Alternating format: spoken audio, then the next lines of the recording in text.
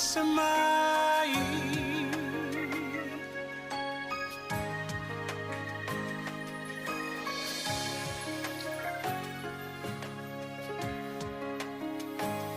Matango fie o ele ali La ei o ile mama Vi ia o ele tupu Vi ia o ele tupu Fusia ile malamalama Le pongi sa ua sola Nga te teile siu fufonga Nga te teile siu fufonga E ofo ngia oe Pese mai e ofo ngia oe E iloa mai e ofo ngia oe Lo matai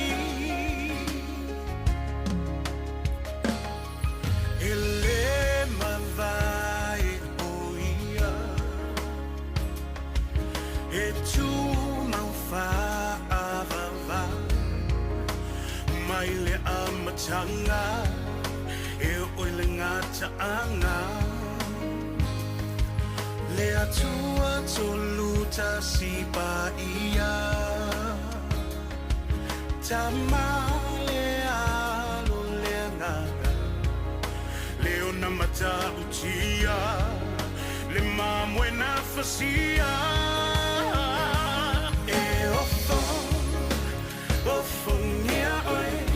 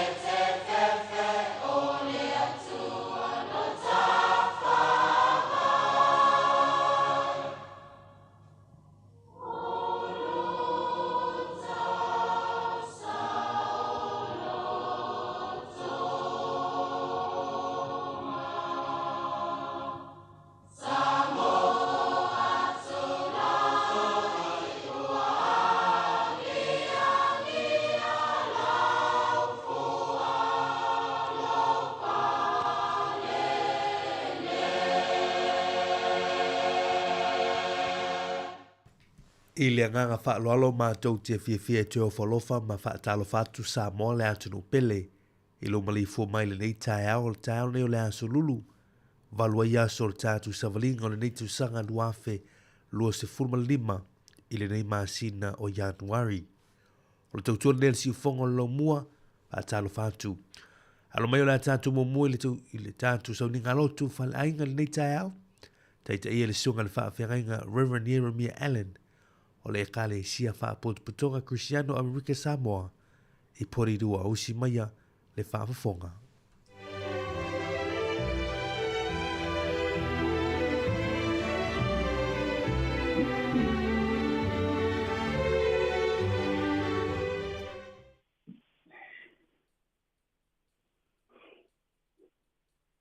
O te whaatalo kama whaawhiroa i atu.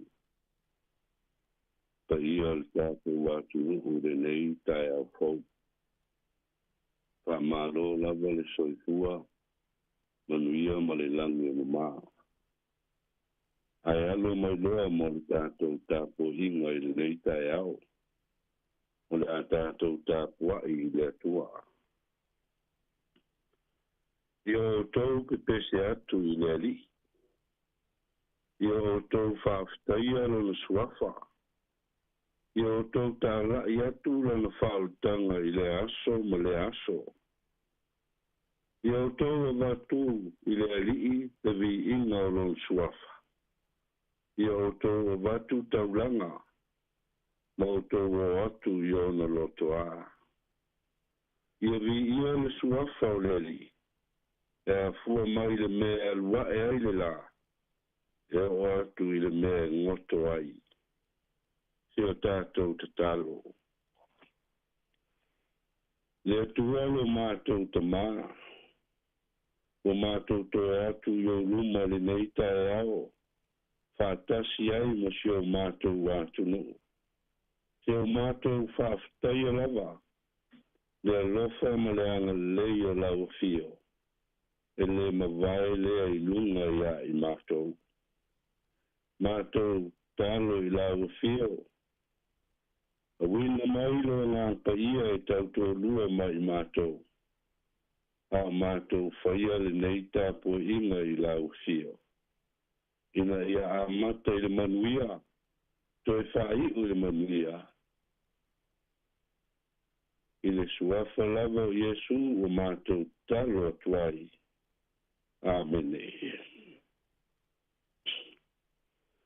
Ole whaita wina ole tuspa ia. Tusi ua whilwhilia mo tātou le nei tae ao. Mo maile le whengai ngā tuai. Mo mua le tupu. A lona mata upu e lima. A le whai upu mua. Se o atu le whai upu e sfuru malua.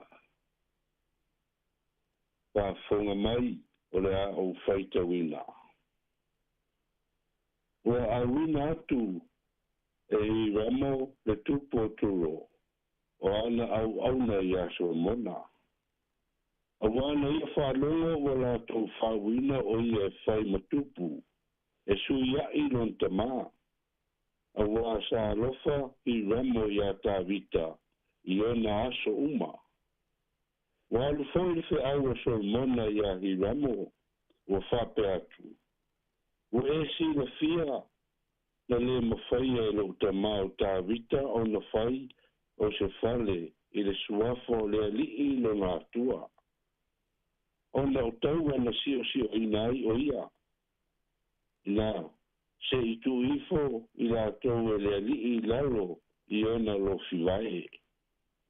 Ale nei, o fo ina mai i a te au e le alii lo watua le file mu i tu uma. O le aise ua ita mai. O se le ana ua tupu. Whauta. O te manatu. E whai se whale le suafo le alii lo watua. E whapei o na wheta lai mai ai. E le alii lo tamā o tā vita. Ua whape mai.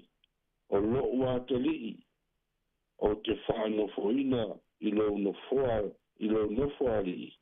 E whai mausoi o ia na te whaia le whale I lo ingoa. O le nei, ia e wheta lai atu, ia la tau taia mai ma o a rasi mai le panona. E whātasi whoi, na au auna, ma au auna. O te watu whoi a te oe le tutongi mo au auna. E tusa ma mea uma e te wheta lai mai ai. A wawa e si na fia, wa leo I a te I mātou se tangata I loa, tāla au e peo tangata saitonu. Ua whanongo I ramo I upo Solomona, o na fia tele ai lea o ia, ua whapea foi o ia, ua whawhetai lea li I lea sonei. O lea ua watua I a tā vita, lo ngā tali I poto, nā te pule le nānu tele. O le saulea o le whiaua I ramo I a Solomona, ua whape mai. Ua whalongo I mea na sawai lau whiau I a te au. O te whaia mea uma, ua e whina ngalo I ai. I la awo a rasi, na la awo pe rosi. E ave I fuai, e au auna ai le panona I le sami. O te whaia fo I mawaa la au. Ma mamori le sami le mea e te wheta lai mai ai I a te au. Ma o whai atu I a te tala ina I lea mea e te avae ai. E te whaia fo I le mea o te mana o ai. Ia au mai me ai ma loo a inga. O na ave lea e I ramo ia Solomona. O la awo a rasi ma la awo pe rosi. O mea uma na ia mana o iai. Ua watu fo ia Solomona ia hi ramo. O saito e lua se fulu a fe. O kore fai ma mea ai. Ma lona a inga. Mosua ue tuia. O kore lua se fulu. E whapea o nā watu e Solomona ia I ramo. I lea tausanga ma lea tausanga. Ua fo ina mai fo ia lea lii. O le poto ia Solomona. Pei ona ia whetalaia mai ia te ia. O la nofo le lei o I ramo ma Solomona. O la usia te la whea ngainga. Ia whamania mai. Le tua I tātou whaitau. Whalongolongo ia nā whiong pa ia. Tu maupea ia te ia le vi inga. Nei se ia o I whaavau.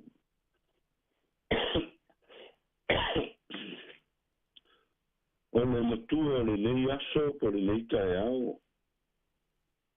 O le whai upo e fitu o le tusi lea.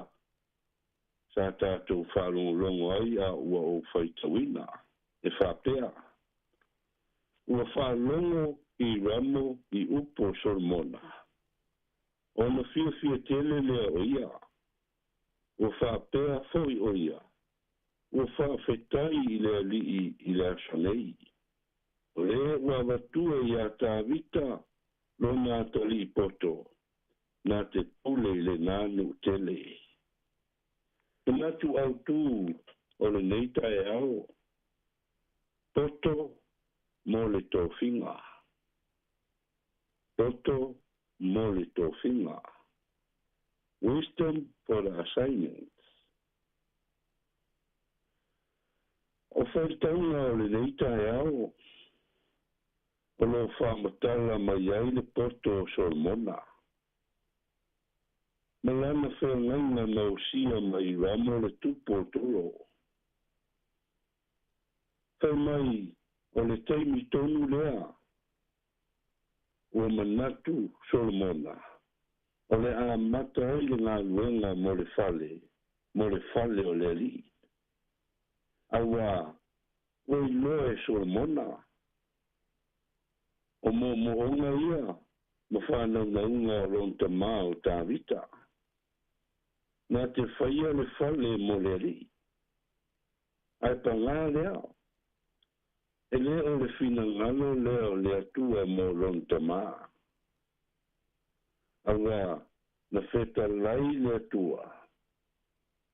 o lou atali'i e fai masui o lou nofari o ia le na te whaia le whale i lo ingoa. Sila fia e Solomona, le fina ngalo le atua mo ia. Ina ua avea la Solomona matupo Israel. Whai mai sa whalongo, pe longo tala i ramo le tupo tolo. Ua whauina Solomona e whai matupu e suia i lon tamā o Tāwita. Ona fia leo lona loto. Awa e whaurina mai le tala. E mā whana tele le māwhtanga hi ramo ma Tāwita. E pere ona tā ua. E whai mai e alofa tele hi ramo i a Tāwita. I ona aso uma. E le tau mate la o lona whanau ta ina lea. Ia whawau pēr le meiso tanga mā whana. Whawau mā lo. Ma Solomona le atali o Tāwita. E pei foi ona ia whaaftai ai.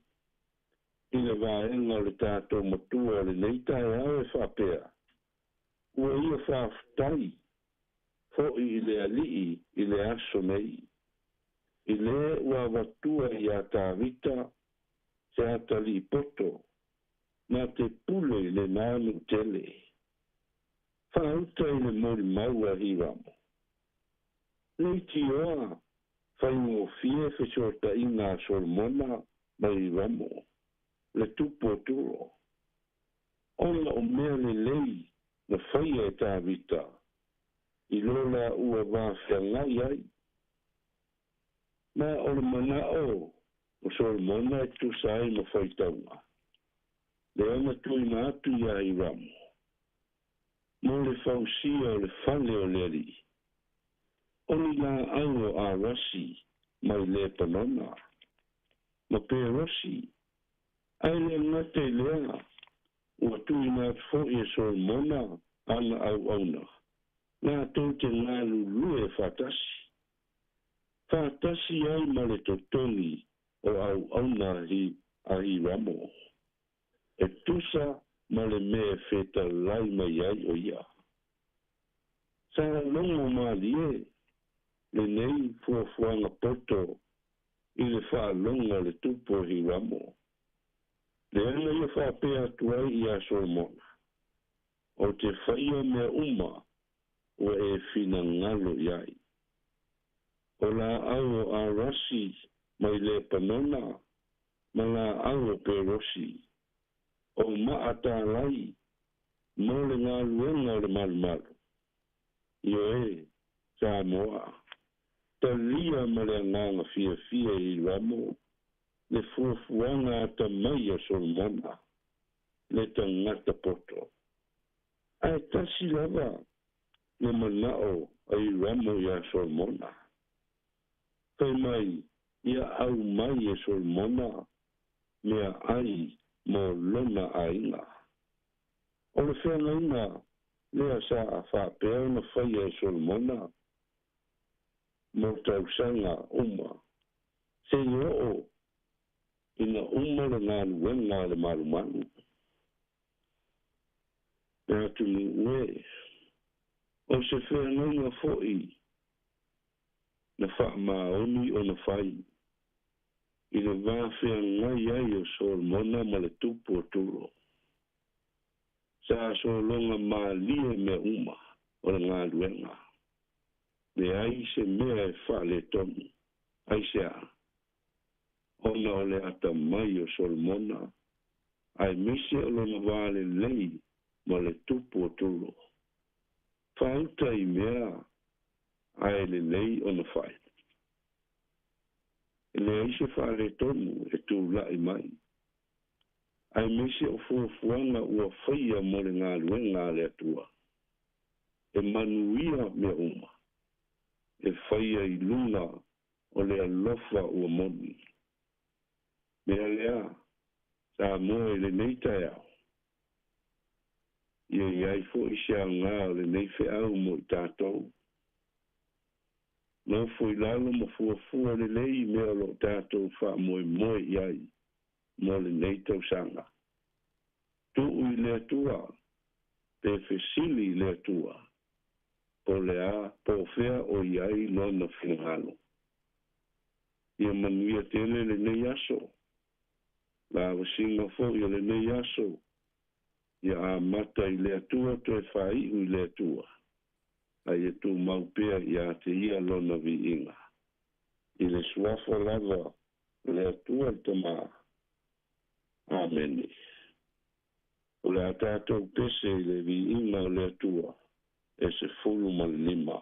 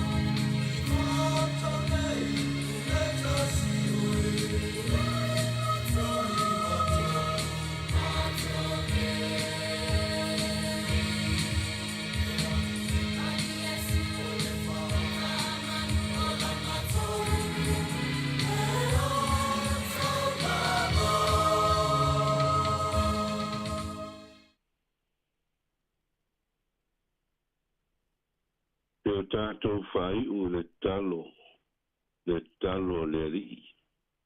Nā o awina ai tātou. Lo mātou ta mai o le langi. Ia pa ia lo suafa. Ia o mai lo malo.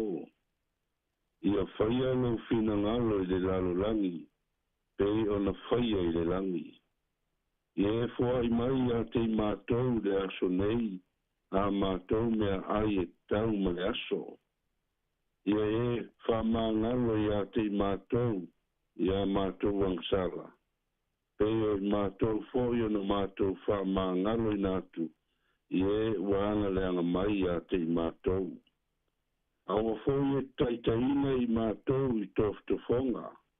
Ma whao sosonga. A ia e lawea ia i mātou ai le leanga. Awa e au le malo ma mana. A toa ma le vi ina e whababau lava. I lunga uma ia te mātou le alofa tu noa o le atua le tamā. Ma le alofa sisi ese o Iesu lo mātou ali whaola. Ma le maftanga whai pēa o lona nganga pa ia. Ne ise ia o i le whaavau lava. Amen.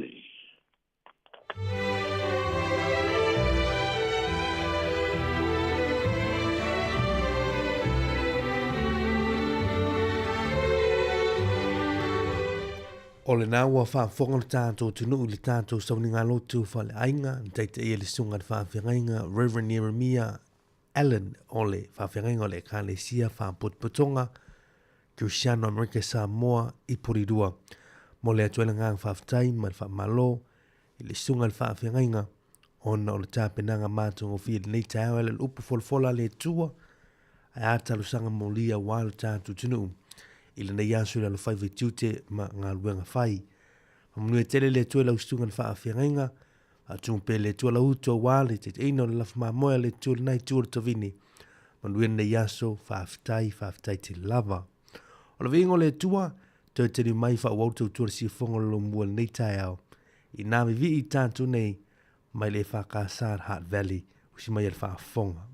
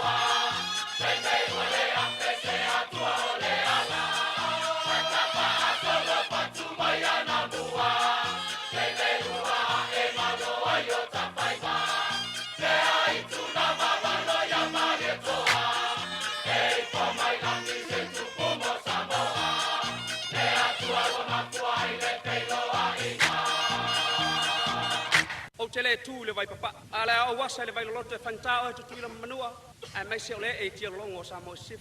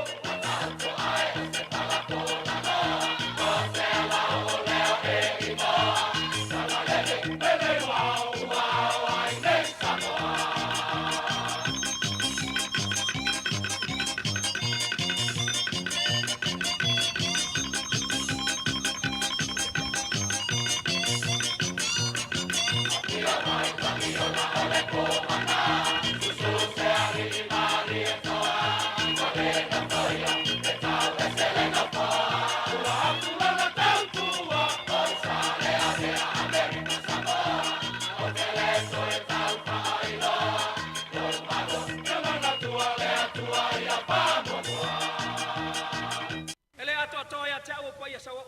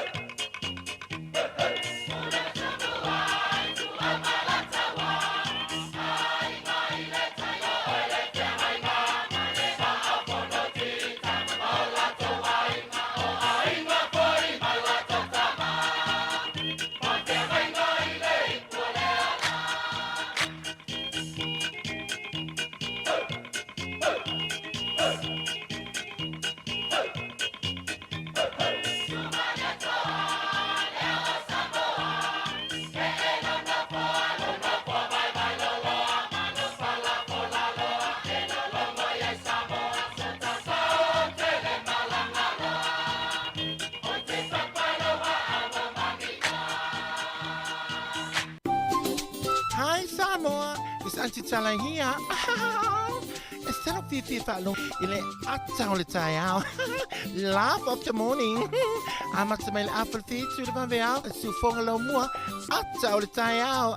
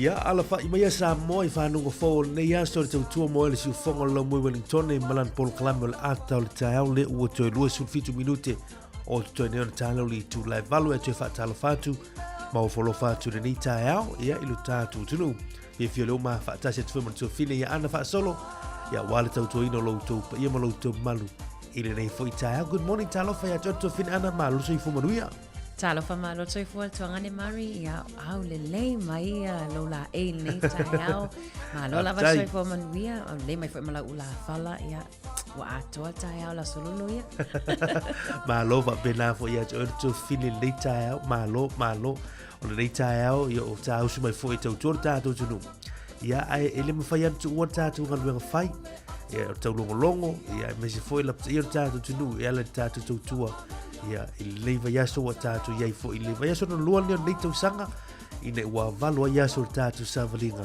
ia o nei tau sanga nuafe lua si furuma limo o tatu ia Moni le Mari e ini so tatu atu no wala usu fo inga luenga to e matalia fo ia nga luenga nei tau sanga ma lo lava le so fo manuia ia o le avatusta fatalofa atu le nganga fa alo nei taeau I le sila mai moa ia ma le whaafonga tapua I mai so tatu atu no nei taeau fo ma lo le fola manuia ma lo le langi mama patalo fatu le ainga sa le vi tama fa sa o langi o lo fa no manu wa o sa mo ma lo tapua inga fa felo e atu fo I nei tato tu asina sina na yo tato matua tausi o ila to lo fa matua itumo yai ainga manu ai mai se fo ile malu tele o sa mo I ona tu langa fa lupe ina o le si fonga le lo mo le o to amatalia fo ila na tautua ia awalan au nanga masani mo o ele atu no pele ia ele whaangaloina fo ila atou wala usu mai nei taeau I loi matamalingi ia ona wala au pa ia le atua I ainga mai e pele I mafutanga ia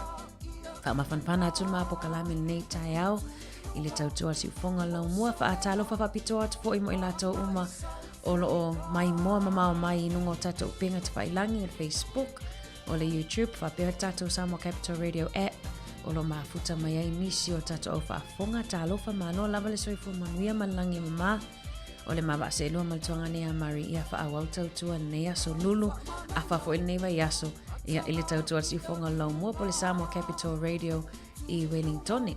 Malo Mari, good morning. Good morning talofa malo soifo manuia a te atu fine le ue whaatu lima whaatu au foi ia whaafeilo I fwoi tātu o paanga o le tātu ainga ana Morning. le u tātu whilo I fwoi ni tāhau yon māna ia o le ainga pe a tātu tanu no whale ainga Iyo e ia o le o mai a fwoi le tātu o paanga I le tātu mawhutanga ia tātu tanu no fwoi whale ainga I tonu whale I tonu le tātu polokalami I le tautua si ufongolo mo le tāhau ia ai mai asina malu lua tātou I le lau moi Wellington so matua le ilonga si tūlanga o stau mawhanwhana le sama le u tātu I Tusale na pe tau whaase e mai tātou ila son na whimana ia o le susulumana ia la ai leo meni tae at sa wola lau hita a pesa o tau e tia hita a tātou alo Toi malu lua o le malio wingo le tau ia o sai tātou tātou tali e fo ia tūlanga o tau malu lula tau ia ai o toi ngaso a pene o le tafi o le isu ia ai le mawhaina a vele tafi o le isu ma me la nofo ai vuile le ngalme o le wala usu to telo ngalme ia la ngai whakatale tapo I ngalai mātua e mesel ai e foi me tongo le foi tau sanga amat e sui anu mero tau sanga ai le sui atu langa masani o le It's tongi a pili. tongo pili It's tongi a pili mauso e whainga luenga moni e le whainga o fia fo ine atunu whamalo fo e li tatou atunu o le usu I ngā luenga e pole a male a e usu a tangata e whainga luenga leo toi amatalia maali o le sivaenga Mari e tau I fo I lalo le senta la sto nai wha mai e o la toi a mata o whainga luenga a le whatu lele o tau lingto malu e lei ma se malo lele o tau nena wha mai tai tolu vai aso na malolo at sole amu ia o tau e matani Sato mumu ia e malo lo sai le tātu tinu nei tāu te whatalo whatu tātu polokalame ato tāu la tātu tala me whaasolo I le tātu polokalame sina reporti le talo tai swingol tupe ia avno soi fomas whanau tātu whalongolong foi le men tupu le tālo whasul pito le laulangi nei aso tāli tu le valu au popongo mo tātu tala mai sa mo me tātu tala fau good morning tālo whala ato tāu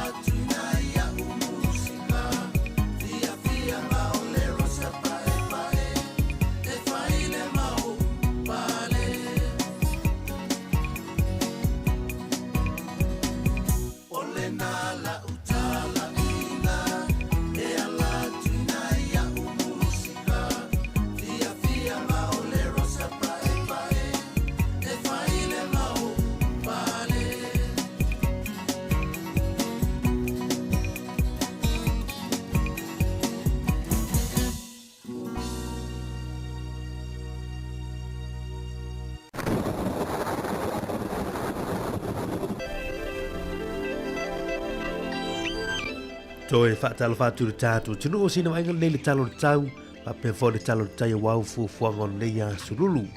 Mo tātou i Wellington e pa pe fo i ona nutua oi, malu i el official wa ai tau, e a oa wha malu wingo le tau nei aso, tu ulu fo i nei wanga, ia e a matatu nei teimi o le tai au, e wha solo atu teimi o le awuli, ia ona onu kilia lea wha solo atu le fia na nei. Se fulu ni matiki uile fua e a mawalunga, se fulu malelua le fua e mawalalo fa mawina mo Wellingtone.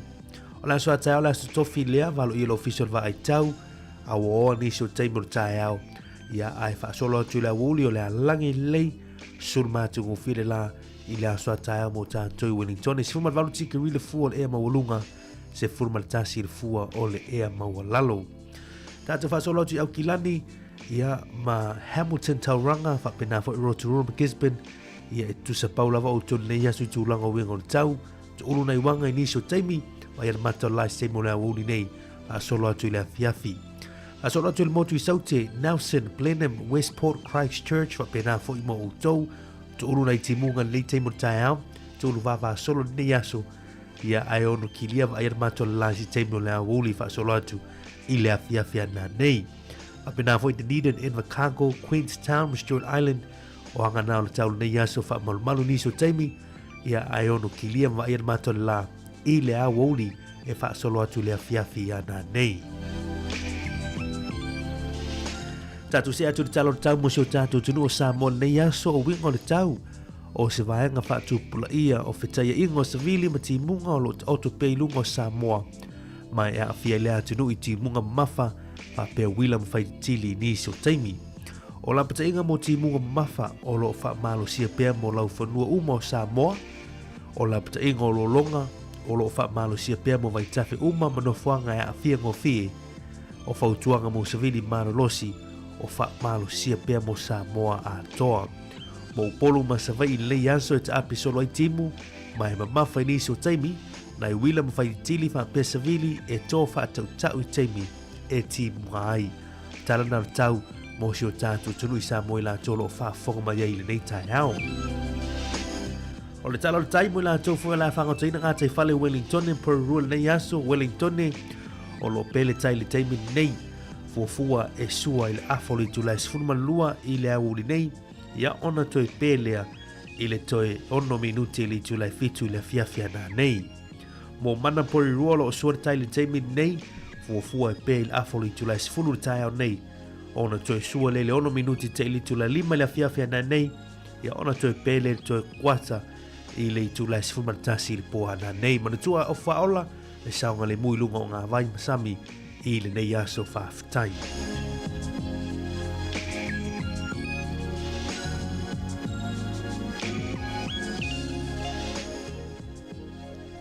Ia e toi whatalo whātu se wainga i le suinga o le tupe ia po le tala fo i le tupe ia le nei aso mo i la tofu e fiala fo ina la to se leni. O le tupe Australia le aso tasi tala New Zealand maua le valu sfulu iwa sene Australia. Tupe Amerika i 5.1 sene, tupe Fiti tasi tala New Zealand maua le tala 2.8 sene. Pa Tonga tasi tala New Zealand maua le tala 2.7 sene o le tupe Tonga. Ia ma le tupe Samoa o le malosi o le tupe New Zealand i Samoa i le aso tasi tala New Zealand maua le tala 4.8 sene. Ia o le tupe Samoa o whaamaumaunga mai le whale tupe al ANZ ia ai le tuua ai le tele o aonanga i aonanga le Digicel ia nā whai mawhaiona la whai mai tupe Samoa whaafitai.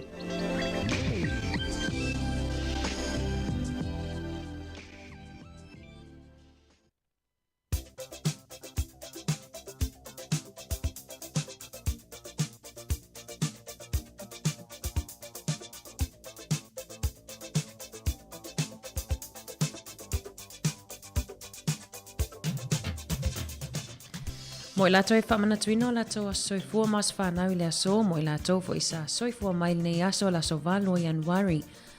O le tusi whaitau mo tau e mo mai le tusi o Levitiko. Levitiko e lona mta upo i se fulu ma le iwa, a lona whai upo e luas fulu valu. Awa tau te saeo o tau tino ona o le ua oti, awa fo ine i tāta tau ia te o tau o au o Jehova. Levitiko e lona mta upo e se fulu iwa, a lona whai upo e luas fulu valu. Awa tau te saeo o tau tino ona o le ua oti, awa fo ine i tāta tau ia te o tau o au o Jehova. Manu ia tele lava le whamanatuino o tau as soifua mo tau as whanau i le aso o le pese nei mo o tau.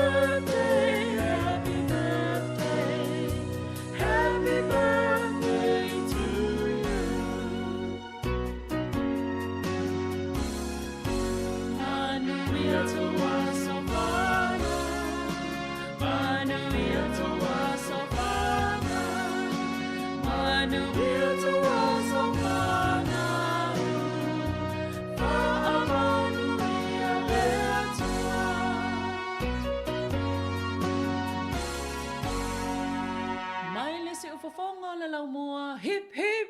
Hooray!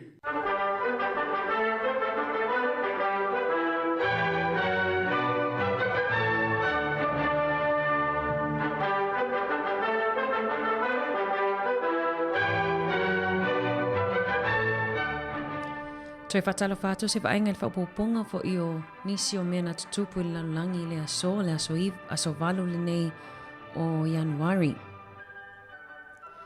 O le aso nei tausanga ia feiva se lau I wavalu na whaasalai nai Ramsey Ahmed Yosef I ana taupurupulenga whaatupu whaalawelawe na ia taupomui nai le World Trade Center I New Yorka I le afe iwa se lau I watolu ma sa whaasalai nai le nofosala I le to ese molona o langa a toa. O le aso nei tausanga ia fe valu se lau tolu svulu lima na mama ai ma le aise ai talafu le atunu o Amerika mo le taimi mua mua. Mana o le pau foile o le taimi na le ai aise ai talafu a le United States I lona talafa a solopito. O le tausanga le afe valu se lau ono fitu I le aso na tuina atu ai I a lii Afrika Amerika le ai a tatau e pālota ai I Washington DC. E ui na te e ai le peristene a Andrew Johnson. O le asol nei tausanga ia fe iwa se lau ma le lua, na whai ai le ulua I ta amilosanga o le sailinga sia mupini o le ta alonga whaata avalenga Apollo, le asatali maa loa ai Chicago. O le asol nei tausanga ia fe iwa se lau lua iwa na maua ai le fesota inga mua mua o laina telefoni I le wā o Netherlands ma West Indies.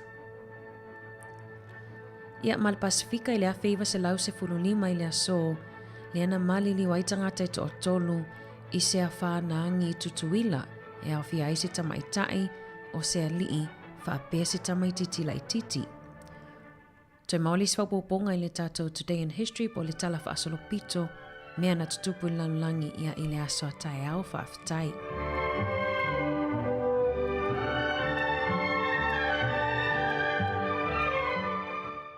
Whaasila si langa tā ua. E tusa molo mātou tu langa e vea ai ma ofisa whaasara lau. Mātou te tausisia tu la fono o sau nia e le Broadcasting Standards Authority a whai e fia whaia sau whaasea I se mata upu na e whaafonga I ai I le Samoa Capital Radio e re tau na lafo mai lau whaasea tustusia I le tuatusi Limatasi Mangavin Avenue Porirua Wellingtone pe ole I meli mai te alu moresi@samoacapitalradio.co.nz e le tau na whaia I le tonu o le luas furuaso whai ngā ruenga talu na whaia le whaasala launga. A whai e le o whaamalia ina oe I se whaai unga o tu inatu e ma whai o na tu ina sao lau whaasea I le te mana whanonga kai pāho po o le Broadcasting Standards Authority e maua nisi whaamtalanga I le wha ngā solonga e whai ialo ia lau whaasea I le openga te whailangi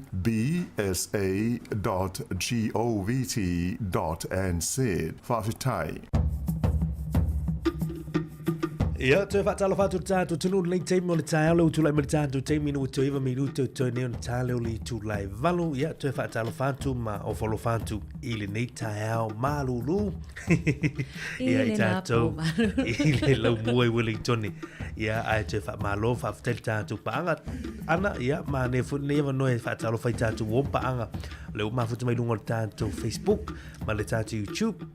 Mana ia, whatalo whātu le tinaia tala salu, ia leo lo mafuta mai le tātou pokalame, whatalo whātu Robert Peterson.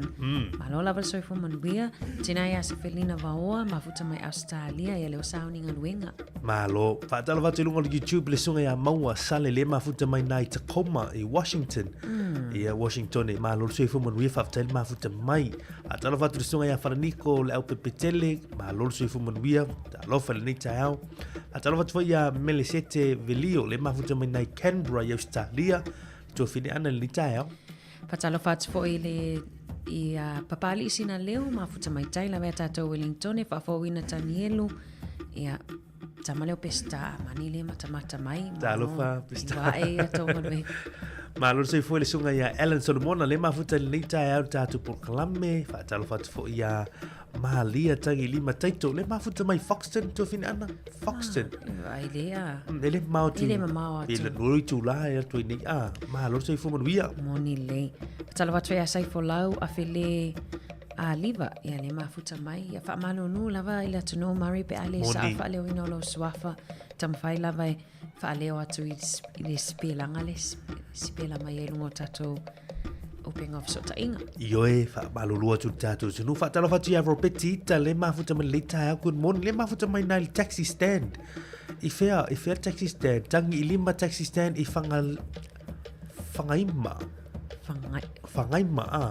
I America Samoa tu low so le America Samoa tu ila mangunu ale mafuta mai leta good morning atalo fa tu ya tu fa talo fa tu sunga ya fa mausili ya si na vale mafuta mai leta ayo mafuta mai lunga na pasi leta ana Moni le o vai ana mafuta mai tutuila na va toilet to today in history me na tupu nei aso ia pe ole afei se la sfuru ni male sa malili waian tangata to le lato na malimo lesi ya na molesi na la ve le la au ina la ve na afia I ono le afale na ngi manua sole ile asol nei vai le fama wina lava ia o le fa mau tu langa na I tal fa sol pito lo la fa tai fo ia il nei tau mo fo tu langa na le mafuta mai ia inisio la tu mai tu la fa talo fa tuai atalo fa sunga fa fa nga tapo I no fo inga paongo no fo inga le mafuta mai le lita mai Samoa good morning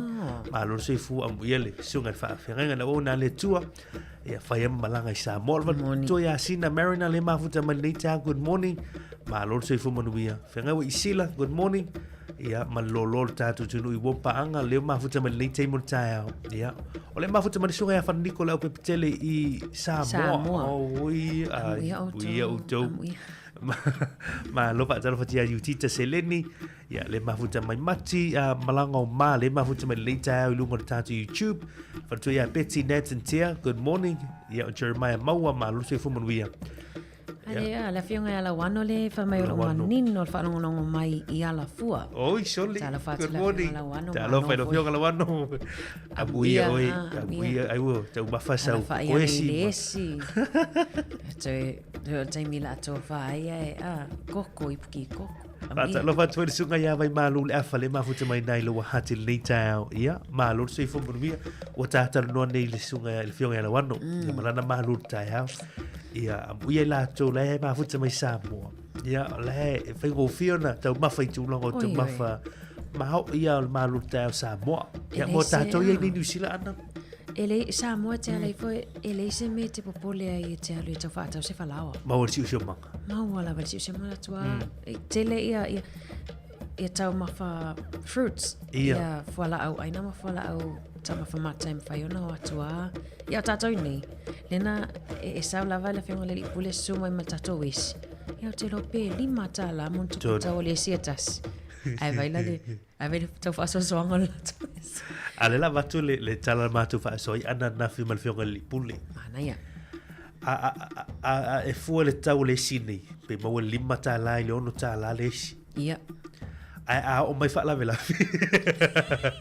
ma tu la ta fa tai o mai fa la vela e alu le lima se lau fia se lau e alu I fa la vela ai tatu tanoi I tulango to ma fa ngali so I fo malo lo ino tangata e tatu te fa to mata te le lo tala ai ngali so I fo malo lo ai o mai fa la vela le pun ai tona alu tu pe nga ia I tau mafa I loe le mo so fo malo lo ino tangata o le lo ile na ia ni tau sanga si te le tu pe ai sa o leia awa atangi mai fa la Maria le ai ma se alo fanga elis fa pe tele Elena lima tala tawales mana ia na lu imon ni tau sanga mana ia ai mesia lima tala fa tawales falu ai mesia le tatu ma wani ngalo ia le tau mafa e fe tau I malu tau ia mesia so fo malo luina mal so fo I we matur so fo ta wa te le tulanga na va talo fa te le tau le mafuta mai sunga ya tau vanga ngalu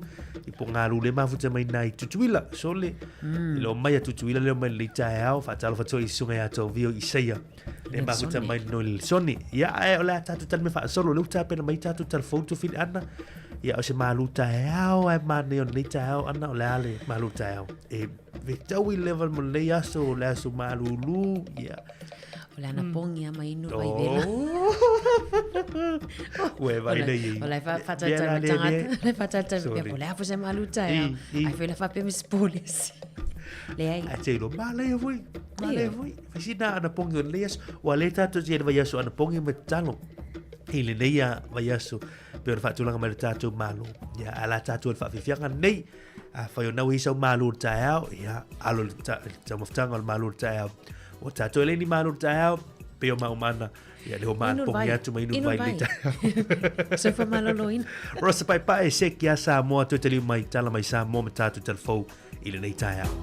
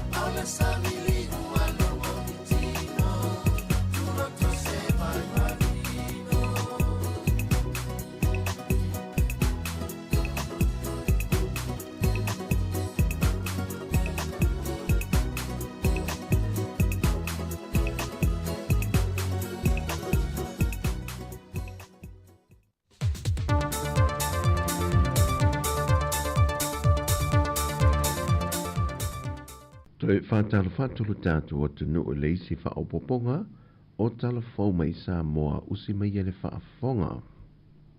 E talitonu le whionga le titai o le atunu e whionga whia me Dr. Naomi Mata Afa o le vaasa e tolu al sui o le fono al sui tofia le whionga tui atua le sunga mali toa whape le whionga la ulu o tofinga e whaapongai umamai le tua. Sau no fo i whia me o tofinga ume o lo whaia nei e mafua ona o le tua. Ma o lona fo i talitanunga o lo tātou whaasinomanga e ala i tiute mawhaiva o tofia i ai tātou. E na nea ona o le tō pule mai le tātou matai sili ma le viso swani alonanga ngapa ia. Sau no fo i le teitai o le atanoo o veaunga le whea ngai o le atanoo ma le vaso anga poni matalo sanga ma le tui nā tua whaamnuyanga e te tālalo i ai tiute mawhaiva o i lātou o tofia. O se ava no le lei foi i le teitai o le atanoo e lana saunoanga le whaatautonga o i lātou nei. E momoli e tuai le whaaftei whaamanuyanga i le sa i e tau aveina le ato whinga tal malitu sanga lua fese fulmaleono le whionga le maa mea ropa tima o lia. Ua wha vai le whaia onga le manu sa moa se fulmale lima le sunga mase mahoneri shroka ma o le wha vai ngai hafua mai i tua inga wha soltu la fono lea o lo tua i ai pe mo lia i e leo leo i le whaia uinga mata ngā. Mai wa noa e foi le tūlanga whawhaia onga le manu sa moa se fulmale lima mo i lātou e fia tusi tālo sanga i ai.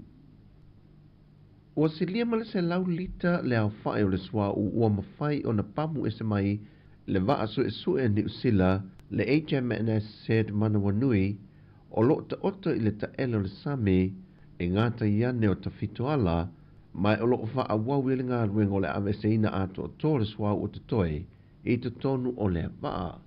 O lo iele fuafanga e siri atu loa ma le lua se la wafelita o le ama whai o na pamu e se mai. O na avane leo le swau u le ua pamu ese, e pamu ine i tani swau u lo i le wafu i mata autu.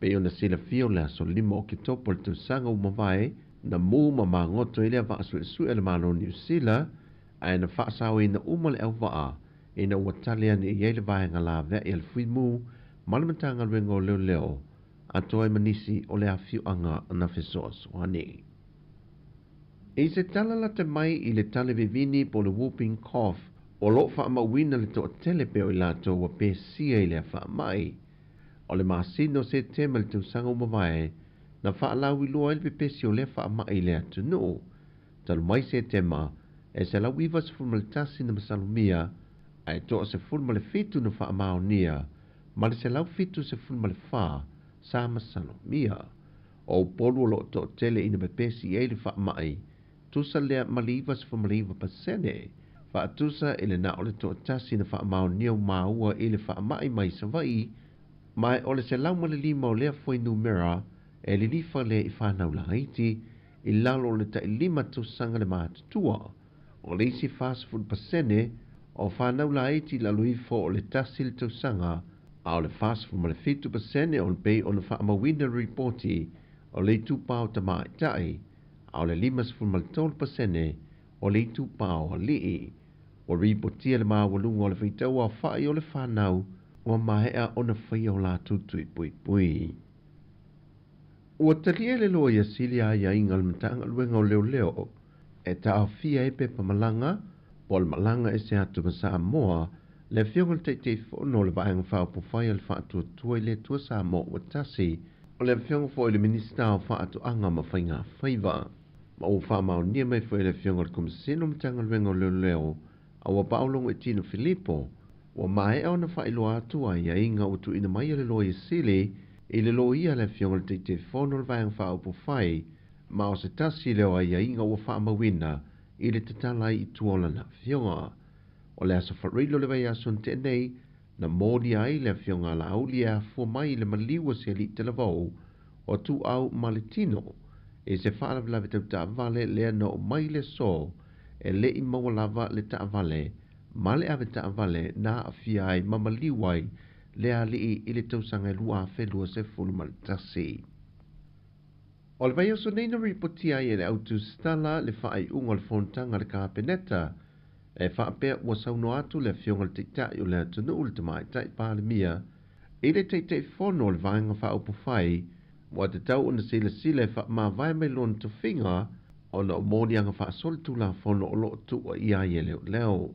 Pei tai wa tali mai le fionga le minister le wala au le tu stala e le mawhai o na whia se mea whaapea se ia whilua e le vaenga whaaupu whai po le whaafale tui. Mai se ia mai a foi ia fono tanga o lo whaanga solo le temi nei e le ngata le whaafale tui e whaape na foi le kapeneta o na toi whia leo se whilua i ngā loa ia ma le auto stala. O tala fawia o le ne yaso manuia tele lo tātu wa tunu wha soifoia.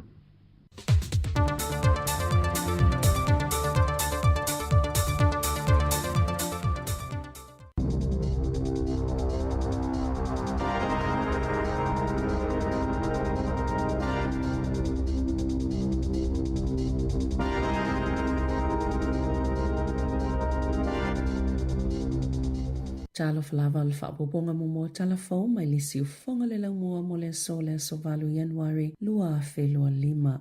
Ua wala au le vaenga whaopwhaia le leipa, ina ia trai whaopopo le taimi whaatapula aina mo finangalo whaalia i winga i le pili o le Treaty Principles, le ai whaaulu atu i lunga upenga of sota inga, ona o li ipoti i winga i whaafitau li na whianga i matangata, i lunga o le upenga ta whailangi na ua whaaulu la tau finangalo whaalia i le aso muli, na li ipoti ele le ito New Zealand i whaamatala ngani si o le atunu o, na whaaulu la tau finangalo whaalia po submission se winga i le pili, i le po le aso ngafua ma le asolua e whaapea na iaini mea sisepo ni whaale tonu i le te konolosi au whaaulo atu o lātou finangalo tusia o le taimi e whaangata i nai finangalo umai fia whao o atu po o submissions e a lātou i lunga upenga of sota inga o le toi tasi le minuta i le se fulumale lua le vailuanga o le po le asolua 5 Januari. Peita i o le taimi whaangata ina mo pepo ua mai a ona lolomina e te tauna o atu i le itu lai 5 i le afiafio le so ua whao o atu i le pale mene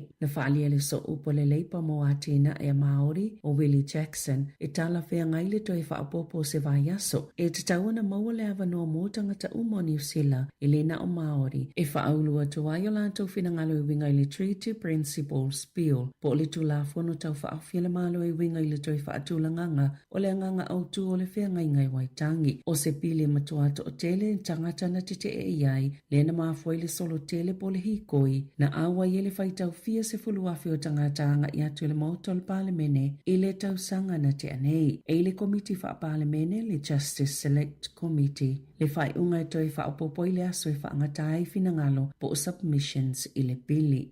O whaaliele au whaito whao le puipuinga o sa wanga i totono a inga e matoa whaapopole ina lava le tūlanga i le to o lua o tamaitia ua umaola i le nei tau sanga mai mo umia ni singa luenga i tatau na whaatino e tau fia le toitula i mai o ia whaafi tauli o lea whaato ai le masina mua le tau sanga ai ua to o lua tamaiti ua maali liu matauli le ai to o lua ua molia matau fia e tali molianga o le whaaho o le oti maliloto iai ini mata upuna tutupu i hamili tone ma au kilani. O le taimi nei, o lo iei fo isa tamaititi e Northland, o lo tonga fitia o nauni manu anga o ngaonga ilo na ulu, ma o lo whaanga solo fo i ia isu enga a leo. Na whaaliele pole sila le Child Matters o Jane Searle, o se amatanga whaale tonu telele nei o le tausanga, ma e aona tato manatua, so se taimi lava e umaile ola o se tamaititi, i se amionga whaapea, ua ta umaiai ele o le lei polo kalame ma awala po systems, be ona sauno o Searle, ma o se whaafita uli fo i etele atu na ilole tūlanga o loo mafawhawina o Januari lua lua na umai ola o se pepe ma se tamaititi whaatase ma se isi pepe na manu ati ngā ina e te tau fu ina whaatupe ina lelei au nanga moanga feso ta ai o loo pito ilu ma le whaingola ngā luenga ai mai se o le tūlanga mo umia ina o la lātou au nanga pe ona whaalia le pole silo le Child Matters na ta ua le au nanga le Shine le whaapito mo sa wanga i ainga na matuasi iti itia mawalunga le tūlanga mo umia. Na matuasi itia mawalunga le tūlanga mo umia ina o la lātou ngā luenga. Mai tangata sa mo umia ina se fesosoani. Ile nei tau mawhanawhana. Mai silia male se fulu afe vala au na o lātou tau le maina. Ile tau sangataluai mo se fesosoani. O vala au Karen Chawa, le minister mo tamaiti male puipuinga. Mai sa wanga wha o lima ma sa wanga mātanga. Ina ia wha au ngā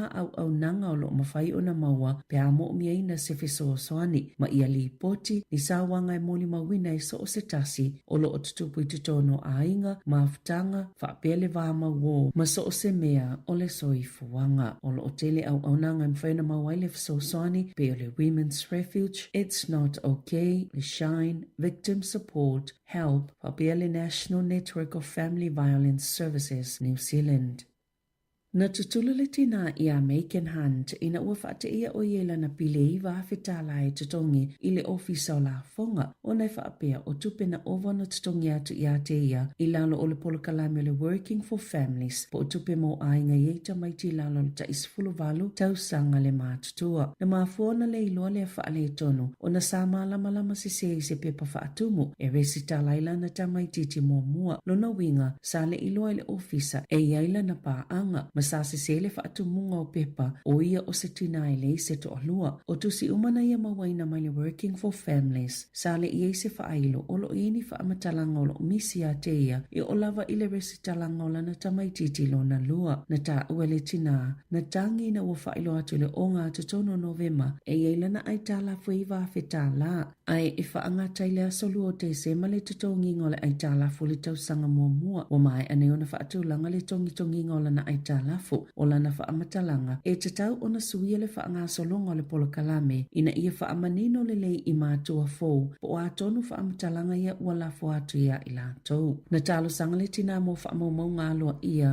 e ala atu i le Official Information Act lea na whaailo ai o le tau sanga whaale lafunga luafe lua tolu luafe lua wha e fitu se fulu fitu afe se lau lima se fulu tangata na ova ona tutongi atu iai tupe mo le Working for Families mai tu sale mal se lau fast 5 miliona tala. Sa tele lava ina ilunga atol ta ivalus fulfito wafe, bela talata atu lava ilisela wafe, leo fa inga o tangata na ova na tutongi atu iai tupea tamaiti. I tutono tau sangata itase faya na mua atu, na faalia ile ofisa o tupe maua polo ofisa o la fonga, o aita alafu ile Working for Families. Sa alua se lau ono sifultolu te simaleono ono valu miliona tala, ile masino Novemba, o pa uma ile lua se lau valu se fulu miliona tala, ile masina o me peitai, na matoa mawalu ngato, na ilole se lau ono se fulu lua miliona tala ile masina o iulai, lua afe lua se fulu. O lo so aina le WorkSafe le whaalawelawe na pa uai John Jiang tolu fitu tau sanga le matua mai Jiang Suisaina na au mai le company au kilani o le ST Aluminium i lalo le polo kalame o visa whainga luenga i le lua afe lua. E o mai ana nafi o lo o whaalangolango Jiang i masine le whale mai e maana vai talo mai le whaalawelawe sa mawhaiona malanga mailo na to olua malala tama e valu tau sanga le matua i lalo o le partner visa o le aso luas fulu valo te sema na mawailo na to'olua Gia fan le telefoni na taumai iai e se tasi o le au whainga luenga le pa uolo na to'olua mai lunga o se lifi a o whaatino le ngā luenga o le tūlai lima le fiafiana na fina whaiele whai unga fōma ili whale mai au kilani e ta pe masini o lo whaamana vai Jiang pe o na whaamatala ina e lo na to'olua ua whesilingi e fan pe na muli le kamupani ta iala mo le puipuinga o le saunga le mu mali soifua malolo ina o tangata whainga luenga o whaamatalanga na whailoele le te o New Zealand e tu sai ma whaamomonga se ta vale le whale mai. Ele i whaia se pūlau po ni mea whai ngā luenga mole puipuinga. E Chiang, ele taime na taunu ua tuwaila la tau au nanga. Sali po tia se so upale St. John, ele ma whaiona la tau whaamaonia au ili ilinga o whaamatalanga. Ai oni whaafesili uma e au ona tu inatu, ele WorkSafe. Ua le taliaina le tau sanga David Rata Beckley o kalai stete, whaatolu tau sanga le matua, e waweo na maangalo mai le whale pui o na wa afianga e oila na whanau e to asfultasi. E lua lima tau sanga o whaie Beckley le ngao i whale o loa, ma isi soli tu la fono, ma e se la wono se fulu tolu na molianga, na whaamaonia i whaamasnonga. O le masina o Februari lua afe lua wha, na whaasala i le whale pui mo tau sanga e lua ma masina e wha, o na olo na whaaleanga ina o ni mea tau tino, whaiani tau whaamata amna te whaao o le oti i se tangata, whaao lima i se tasi o le ainga, whaatasi ai mamolianga se fulu tasi o le ngaoi. Ua whaaluona tu la iluma le komiti o le palola, i le masino aperila masete malua afe lua wha, masate e na ina uma. E toitu la iluma le komiti i le masino me, sa iei fo i taimi na muso i Beckley e awai i polo kalame, o le ola toi fuata ina, e ono whaamalo si ati lelo na tiuti, o ia o le matua, pei ona li potia hai.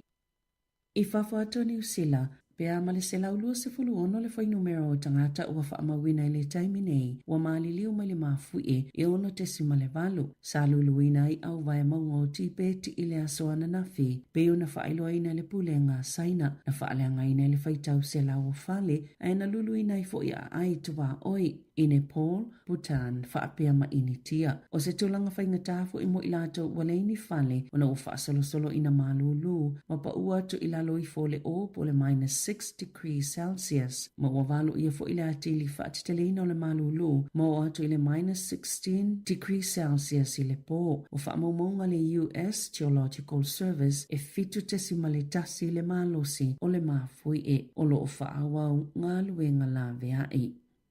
O whaasilsila leo i Honolulu le maliu o le tangata lona wha, o na mea whaapapa po fireworks i alia manu, ma o se tamaiti te tolu tau sanga le matua na umalo na o le whale mai, e to ono tangata na manunu o ti ngai na inimu na awhia yo la tau tino, ma na awina atu i whale mai le United States, mo nisi tonga fitinga. Na sauno le pule no Honolulu, Rick Plancardi, o le tūlanga matautia leo mea whaapapa i le whaatangaina i le tūla fono, i lama tia iso i fua, e whaalawelawe i fo iso i fuanga o tangata. E lua se lau lua se fulufitu afe pauna o fireworks, na tau fia le vaenga i mataituina mea whaapapa e whaasai le tūla fono, i le tau sanga talua i Hawaii, peitai, e le se tasi na mōli ai, o lo whaawau su enga i le whaalawelawe lea na tupu. Ai ei fo isa isi tangata na maliu mai nisi mea whaapapa o le tausanga fau i kālihi, pei ona li potia ai. E ta alonga, o whaalaulo ina nei ele lakapisa mo mali uni ni la kapia New Zealand se taamelo sanga e whai ele masino November le tau sanga nei. O le atali malo ile manu maa Samoa ile awale New Zealand Heartland 15 i Samoa. O se whaatinonga i pātipatia i pele so tanga ile vao Samoa ma New Zealand ile tūlanga o taalonga la kapi. E lua taalonga le a whaatino i nai le a taamelo sanga o le a solua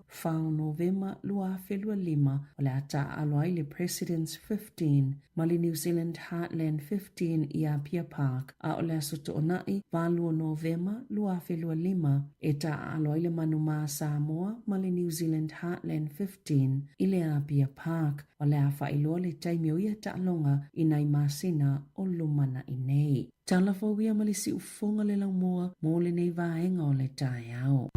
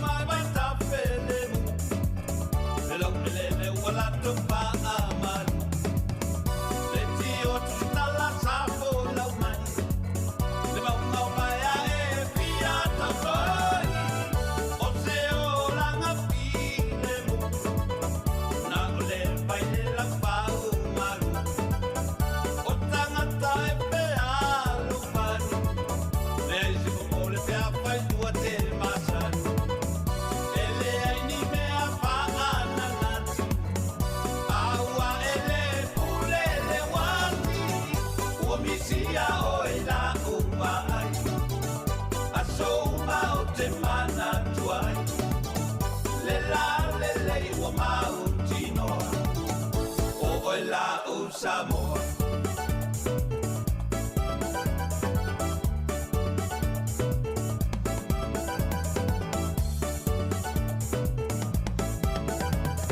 Le mapaina ngaloa, kumopea i mga, winga ngisi o kanaka, peo e soloi le kaula, e masa o le sapat, le se kupe i le ka, kalangoa maaka aka, pase se pa i le ka, a o makai emo emo, sia mupingi o le pepero, o misia o e la upa ai, a so uma o te mana tuai, le la le le ua mau tinoa, o oi la u Samoa, o oi la u Samoa, o oi la u Samoa.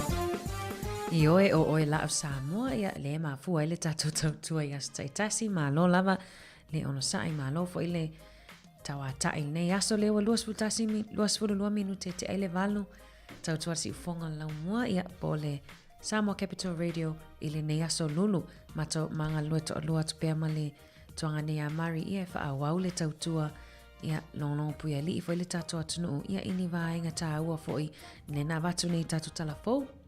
Malo whaftai ia tui whaatalo whatu tātou tinu nei te murtau pe o tau notu whini ana malo on sa nei te murtau por kai whaatalo whatu ia sione funga waa le mafuta mai nei tau ia good morning whaatalo whatu fo ia fitu tasi whanga le misa le mafuta mai nei tau ia o senga seu le mafuta mai nei luahat ia o tofilau ene na ese le mafuta mai nei Cranbourne North and Mount Melipone ia Australia nei tau tovio i seia malo se fumanuia ia malo o le fai mai se filina vaoa to fini ana ia manea le malur tau lawano ia o tātou o polesi ia o fasi toaste lua ia maliputi ia mo foi sesi fai supuesi ia o lana malur tau na amu ia mana ia polesi le malur tau isele Tāua foi mona i tātou mātua mari sa au lejina ia Sefilina vaoa whatalo whatu fo ia Elia Lolouta a whamasanga ia o whaavale le fuasemi. Malo sui fumanu le tāau. Niso telefon le tāau to fini ana pe yo na mai fo ia le to fini ia Sefilina le tāau. Ia mis fo ia le niso tala mai sa moe le sunga ata sesa. Ia o le whanga solo le ua vai atua na filiana whaamuta ia le avanoa. Ia mo submissions. Ili tu la fono foi le tamu fai le bang fai foi le act. Ia porta ita yo le tu le act. E sui le nganga ole. Pe te fa winga yo le nganga ole fianga le alwaitangi le e olo o atulongu atungalo ai fo to tele o tata Maori le temi.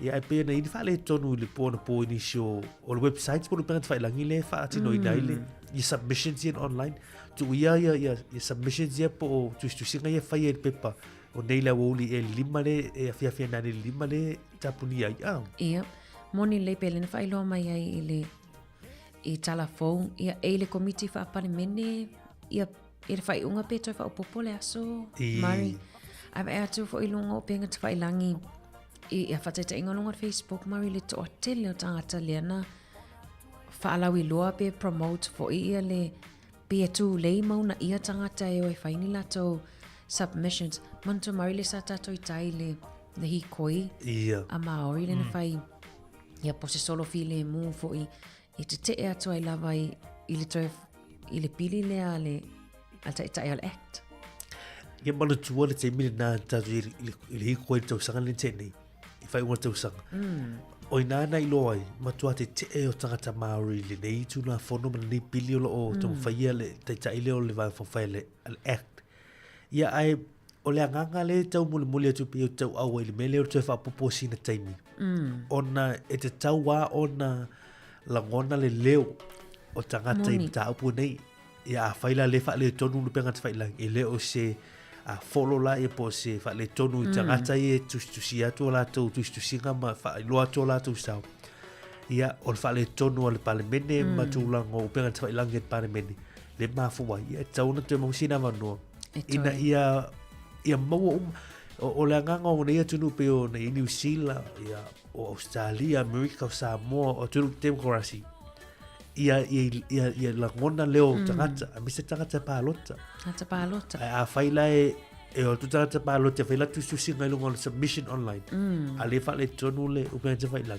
ia pe o le saunua ia online le committee le fa palemene le ia le tuche ia po le pule foi e fa tanga le tu langa a tatu mate tu ia wa o le fa solo lo no masina tu la fono le i tonu committee fa palemene ia fatua tatu lo ai po le ale le ungo le tu la fon ia wale u fai mai la le va fai le national ma le New Zealand first la tu te lango ina fai tango mo le u pasi moni ai le ale lango ina fai tango lo mo ton ia la tatu mate tu o se me la le tu sanga ana la tatu pe la tu le tu sanga ni lo filo lima la tatu mate tu ia po ame ono tupu mai tu la fono le o Malia Maria wa te va vai atu ele na o tangata Maori le o te ele pini le o ta so tangata o te le foi tangata farani tangata e fai mai te tono New Zealand le o fa ali foi la to fina ngalo i winga foi le pini le o le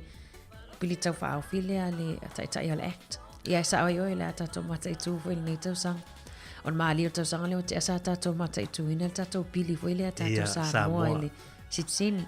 Leo pasi, ia leo manuia. Ale la tātou o te lo fwoi au wai fwoi le tātou whai tātou ngaluenga i winga li potina mai fwoi o waenga i lea whatal noanga lea pili.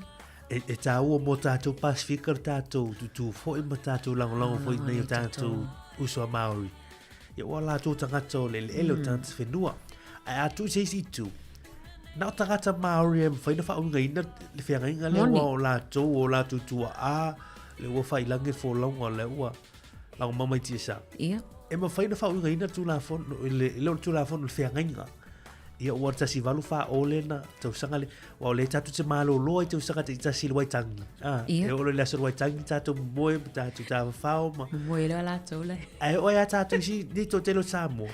E le oi lolo wingo lo waitangi man mafu anga e whai na asur malo lo waitangi.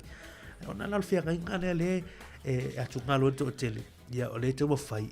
Ia ta ile almang whai le act. E tue wha winga. Ia tūlanga o mena iei. Ia o te lote atu esi o te lote wha avai. Te lote. Moni le o te loe e mwhai ona fiso o ta e tātou Samoa. Whate ta e tātou Samoa e le mwhai nā latu fuase pālangi po se imtia tuli e se tātou mua. Ma tātou lau ele Samoa mo whai ani suinga. Te lol mele lea tutu whaatasi fo i tātou mo nei tātou so Maori.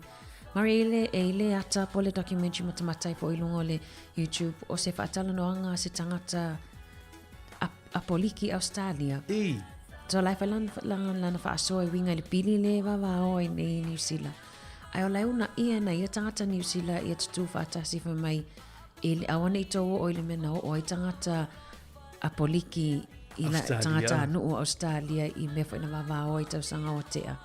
Ma afianga whaasoa fo ia afianga i o iai pe ato i suia ia le pili le atu so lawa vai mamao ia i suinga i mawhaiono o iai.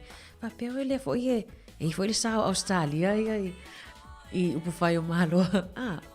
O nā tau foi tu alalo i nei foi atu no tātou te nofo mau. E mana ia le vanga le wesa no tu fili ana. E wai mwhai tātou ai i Australia mos whatit ina. Muni. Ia o leu wa ai atu wa mata na wha ngā mai atu ma ngā nei Apoliki fui. Tangata le. Ia le peila New Zealand matua mautu le tūlango o tū manga Maori o mo whaile tātou ai o lo whao ngā ina fo i ai. So se mea. So se mea e o pale mene matūlango le maa loi whao ngā le tū le malea ngā Maori. E le peila o isi atunu atunu. Pe tau mia le. Tau mia. Me se ai tū la whono matūlango o institutions ia po pale mene maa lo i nā atunu. Ia e tātou tālia pēr tūlango le mata aupuli nei. Ia o le rita usanga pēr whai atono māsina le la whanga solo ai. Ia e mā nei fo i leo longo mai po tātou tunu nei tau. Te loto tele fo i lau Samoa ia na tusi fo i latu wha ngongo ma lafo e wha soa i fo i lungo submissions ia. Ia e tātou tālia lea mata aupu. I Samoa le iwa yasta to fina ana o laso anafile na mai tātou telefon. Ia. Le la wha tau toa isui o suto fia. Ia po sui au le tātou malo Samoa. Ia o le whionga tamainga ia tupua, tu ia tupua tam sese efi, ia o le sunga i le mali e tō mō li lua, ia o le sunga fo ia la olu, ia mapusua. Ia o la tau ia e tōru lea ua tō fia mai, ia o wale tūlanga lea o se, tūlanga e se fo i wa leo whatu atu e wha atoa leo tōru, lea i tōnu le tātou wha vai. Ia o sui tō fia e lango sua lea o le malo. Mana ia o nisina o tala o loo lau alunga fo ia lena mai le sunga ia ta se sa moni le o e mari to atolu. Le sa te loe te len tatou tala e maua i neva i aso i sauninga na ia nisi fo i o ngasi a maa lo o fea ngai masio tatou atunu ia tatile pa e wa tatile no fo tau e sa moa. I oi tātou te talo pēr mō tātou tunu wa me o lo turai mai pēr tātou tāpuai. Paulo mele mai tātou tala mai Samoa ma tūlanga o le tātou tunu. Ia longolong pueli e le tātou tunu ma tātou malama. Ia nai a te oe, ia le awala whaiwai ona e mawai nisi o tala. I le tele o lau media ma tele o lau whaasala lau. I o lo molimolina mai nisi o tala mai si o tātou tunu i nei teimi o le tausanga. Na matanga leo tausanga le aso valu nei o Januari. Ia o tātou ia i te whaatalo whatuai mo wholo whatu le pa ia mana malo le tātou tunu nei tae au. ana sole malia tala le telefoni po le ase ta fisili tu at fo tatu tunu sei tatu tatalo ai fo ia mese ia se tatu fa so i lu kon tatu tua ia pe ona tata wala matanga o tatu ai kan nei ia e fa le mai i ia tatu tano fa ai ka ia mana i fo i ma fego fier tatu ka luega ile nei aso ma le tala tatu fa so ile le tatu tunu lu kon tatu le telefon ma lova tai mari ia o watupu fo ile le facilion o tato fa so fo itua ile le asona fai fo ile na ti tua ia fa so fo ia fa so mai ni se lo fa ngan i tali tonunga na tato tangata ia sona mo e o mai lava taimi nei ma ne fela batut fa facilio te lo to tele nei tato wompa anga o tamama tinai ma futa mai lo mana tua lava ni me fo e peni fa ilo e Maria poni fa ilonga fo ie nai loa fateta inga fa mai a i le vea wa on i tangata le amaliu to lo a peni fateta inga ia Maria pe oni fa ilo fo ie ma tatu tanoi me fa ilo wai tali tonunga fateta inga nei New Zealand la to ia le fu le la fu le potakawa ia le fa ngol la Christmas le mu ona fu pe o ne a me a fu al potakawa on la monga le tui sa o e vai o tu nga mena le tatu tano ta nei ya ma ne tu fa ma tu fa ala mai ile ma fo tu lo fa mo ta do zulu po ari me vo ye po ni fa no time ya po on fa no ni me on tupu ya wa fa me ile vea ai o no mali wistanga ya we vai dei le fa so ile si tata tata ofenga luinga fa me ile lo matona ile vea la fa lenta talo mai te talo no mtolo mai tu watu no fali ile vea ale I mai tu fali tu se I mai ile pe o fai longa ia o nisina fa te inga o pe o le tangel pusi fa ta amino le fale te fa longa o la bele te fa longa lo ta grandmother ya so ia mai pe ia isi me le atupu o tangi fa ta amino le pusi fa pe ale o ta matoni pe so le matoa matua e tu ai nei a Spider-Man ma Superwoman soli mali ia o to mai fo I ma tali tonunga nei tato ai ma nei vini mai a ta mo e tu lo fa mo tato tu no le alu le ma lu ta a vai tu le angi me le sumu tu lo fa mo tato tu e fo I ngo mena ia te ilo I poni me no fo to ina ia fa pe ia me ne fa pe ia e fa talo fa tu ni te a fa so mai o ani fa ilo o e tau ilo mai o tau mana tu sa mo ia e fa so mai tau vol lima lo fa ta sir ta tu numero e fa so mai ta tu por clam le ta ya a talo fa tu le fa tu ia favor ia mata mo le ma futa mai le ta good morning a talo fa tu sunga le fifia long lango ia le ona e se mo mai ne ma futa mai ma ru si fu nuia ia le fa sa o mai se filina tu fina ana ta tu fa so ia wa o le latu o tunu fo i wa poligo Australia ia Maori o New Zealand ia pisa o ile fa so ni ta eti vala good morning ia malo se fo manu ia ave au na ama ave au ia malo se fo manu ia mai tama sao tama lai lo ta lai via ia tama ia sa tama ia ina mea ia no fa winga fo ile su na fo ile le tupu ia ai tala tu tatu le telefoni tolo lima lo fa tasi e fa so mai ia mo lo va le tatu por clame la val tatu por clame specie to te liu mai ia ona fa o le tatu fa so tu vin ana o por pesele mai sunga ia misiru kisua o Yesu o lo tau tai a pele te a o teita a pele te ala mai teita lea pesele mo oi ai me ser tatu sa valinga le tatu le tu sanga amata ia o Yesu o tau tai o le tatu whenga malanga le ua to e lua su 5 minuto to e nera tale ulu tulai wa tau tua si whonga lomu ai Wellington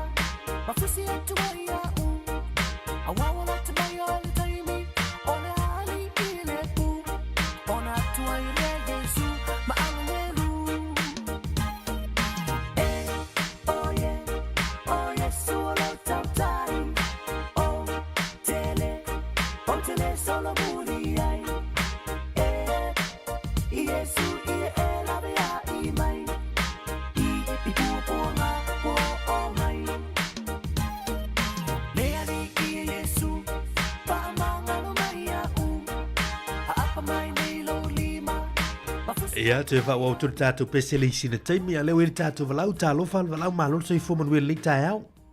Tā lofa, mari bāna. So i fō manuia. Mālon se i fō, ia tō te mā. O lawa le, so i fō mō malangi na mā lei tai au. Mālon se i fō. Ia o vili atu e pusa male, tā upule no loa tole loa mai ai. O le matunu ui, sa voi. I whalariti. Ia. E le aunga e tau o le toasa. A pāla na ngaru pe fati, wile na ngaru voe fati, sisina na ngaru. Ula i lole, ia e fot whalu lawe la tupu, e se ainga le e fuse madiu. Ia ane nā foi. E le manu voe le manuari. Manuari? Ia. A i le manuari i nā le po a pe marosi lana i. Ia wha pe hoi toi ina, ia. Tanga tomatua ho ele no fai na misi ava pe fioloro i lo rio taka taliti fa pena wingo ya sa mo sa o ai ya ya le si vai na no me ho io le fuore ole fu ile e va ai lo fuore na pe o fu man mo so oi na i lolo le wo le temi foi le fa go na tala e ba sanya na tau taila te lo le mena e le foi na mis io pe o mena le te lo ya ui ai am mali vai por fa so ma tu fi mo le ya se to tama mo la va po fo le aso pena foi so foi ya fa so mana ya mari Fasoa as tamale ia. Tama mai tuasio mato pito fale ali. I o to le a. Le ala tama toi o lango ina le manu le na ta o el tamale. O le manuali ia. O te le fa longo mo na la no le ve o tato tala no ngai I mari. Ai na tola ne ai I fale ali le manuali ia ta o e tamama tina matutua. Sa afa ai lo ele tangata ole. Ai lo ai la te tangata la mali. Ai ole male foi le mai foi il fa so el to ole. A I vude le malo sir I o le tangata matua ai a feo lolo li I ale Emanuele io si tangata le titi io le si singala nao I mala ia faftai fa so mai to lea ni so fa ilu se o tatu tala no me superstitions io fa bertadi no me vu le e tu production manga ai fa ngai e to I mo matua ia so ia tatu to mana tua ia au me leo no tu ia ala tatu fa o tatu fa vivia nei te mo tao fa vivia ma songa ia Joe Failua nei te mo tao la Samoa suma dalo minuto to ne talo li tu la ivan aton tao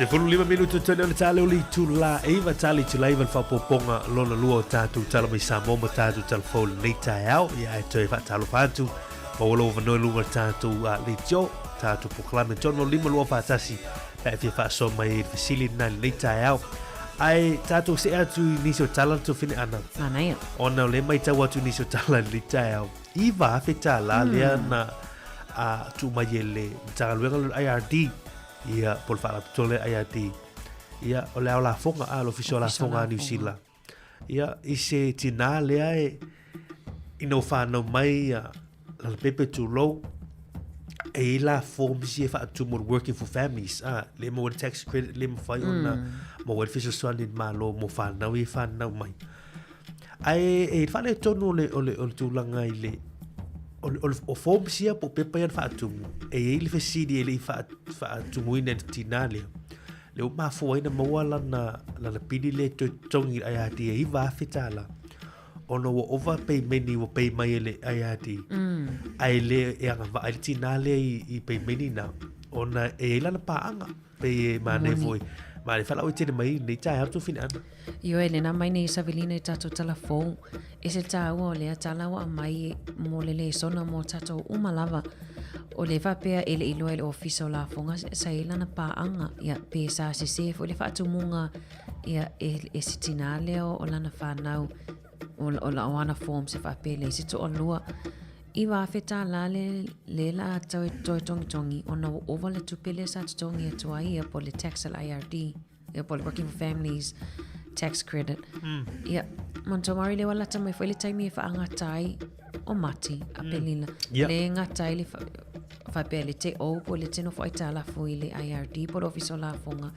sta ono o atu le masina le o mati o bo umon toi tongi ai le toi o le si tau sanga fa le tupi ta o te lele pata puli o le fe au le moli mai mo tato ia tau tuana pe a fa tumu me o pepa ma forms tau tuana a me se la pe a fe tu langol matanga venga le ai di pro official o la fonga ia wai o tama ye fia fo e meli mai ate oe pe a fa e email I to ngepe to ya o mai a fa le isa tu pela lo fo la le tai o de meli ata pe le lau credit le faina te la refund mai lau tu pela ai tatu matalai ya wa le uto e tongi tinale ya ona ola e no fotus e le sana pa anga mantuala e tele e lolo sina tupe fa popo e maua I tangata to tasi te tinato tasi la tau siara na fa na ule fa na mai la fa ngal working for families tax credit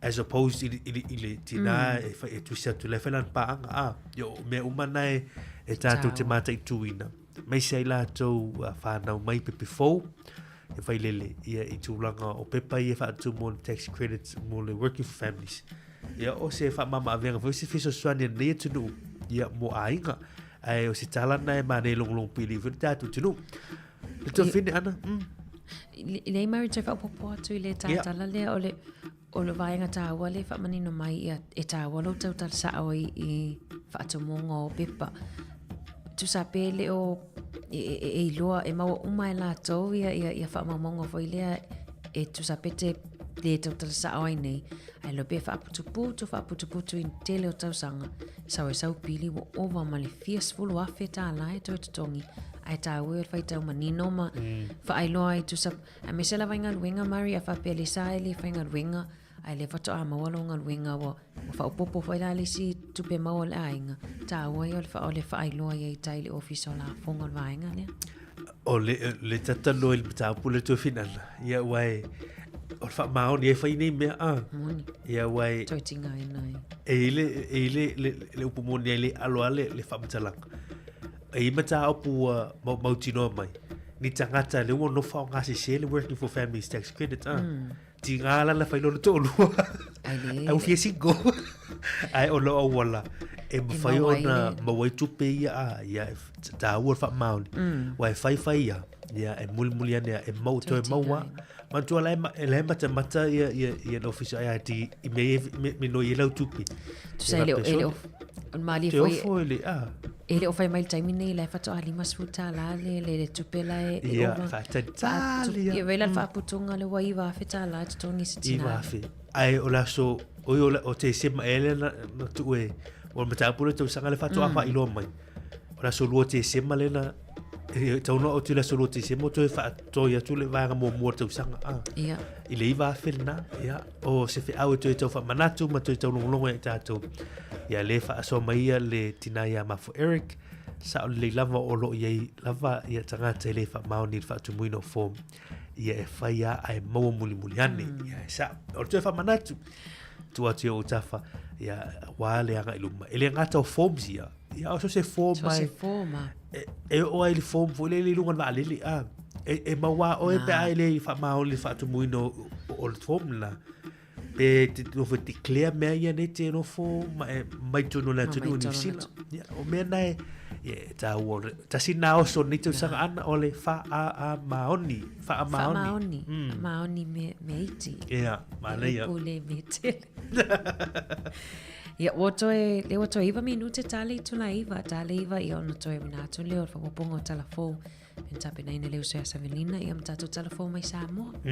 Mana ia, tu fini ana tasi e atua il metapuli ni so talo ta longa ia o la fia na nei ia le la fusuaia le alo tanto tunu ia tu se o le alo Australia ia le alo Samoa o le alo Samoa ia jai o pitaia ia o le la fusu male le New Zealand leo dai a Laikia ia le fia na nei David Laikia ia o la nei la pe amo se fu malu el po la nei ia tatu te lo ia tu la ngota longa nei ia pe amo lo te su lu el po la nei fa tu a fusu ia chai o pitaia le alo le tatu tunu ia ma David Laikia ia ile sailing ngol cruiserweight title champion ole nei fu ia fusuanga el IPF cruiserweight ia la fia na nei ia e tolu suli vata live iva sene toli e tongi ele DAZN Australia e te mata il ta longa lea ia a fai nei se a inga nei te loa lai o man tongi tolu suli vata live iva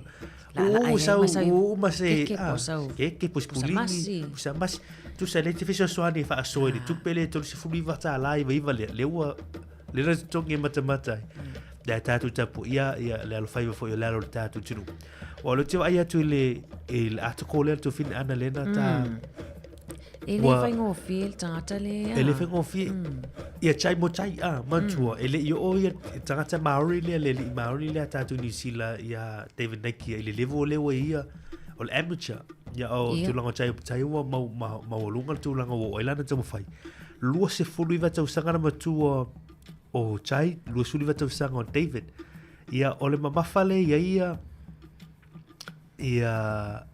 chai lu sulu ke o le sorry te fa sa oturia ele o mo atu le mafa ai lu se fulu ono malo le se fa ina ia ai o le lilo David se fulu ana malo taron fus le fa na mawala lana pine apa mea i le Tokyo Olympics i le songa Nike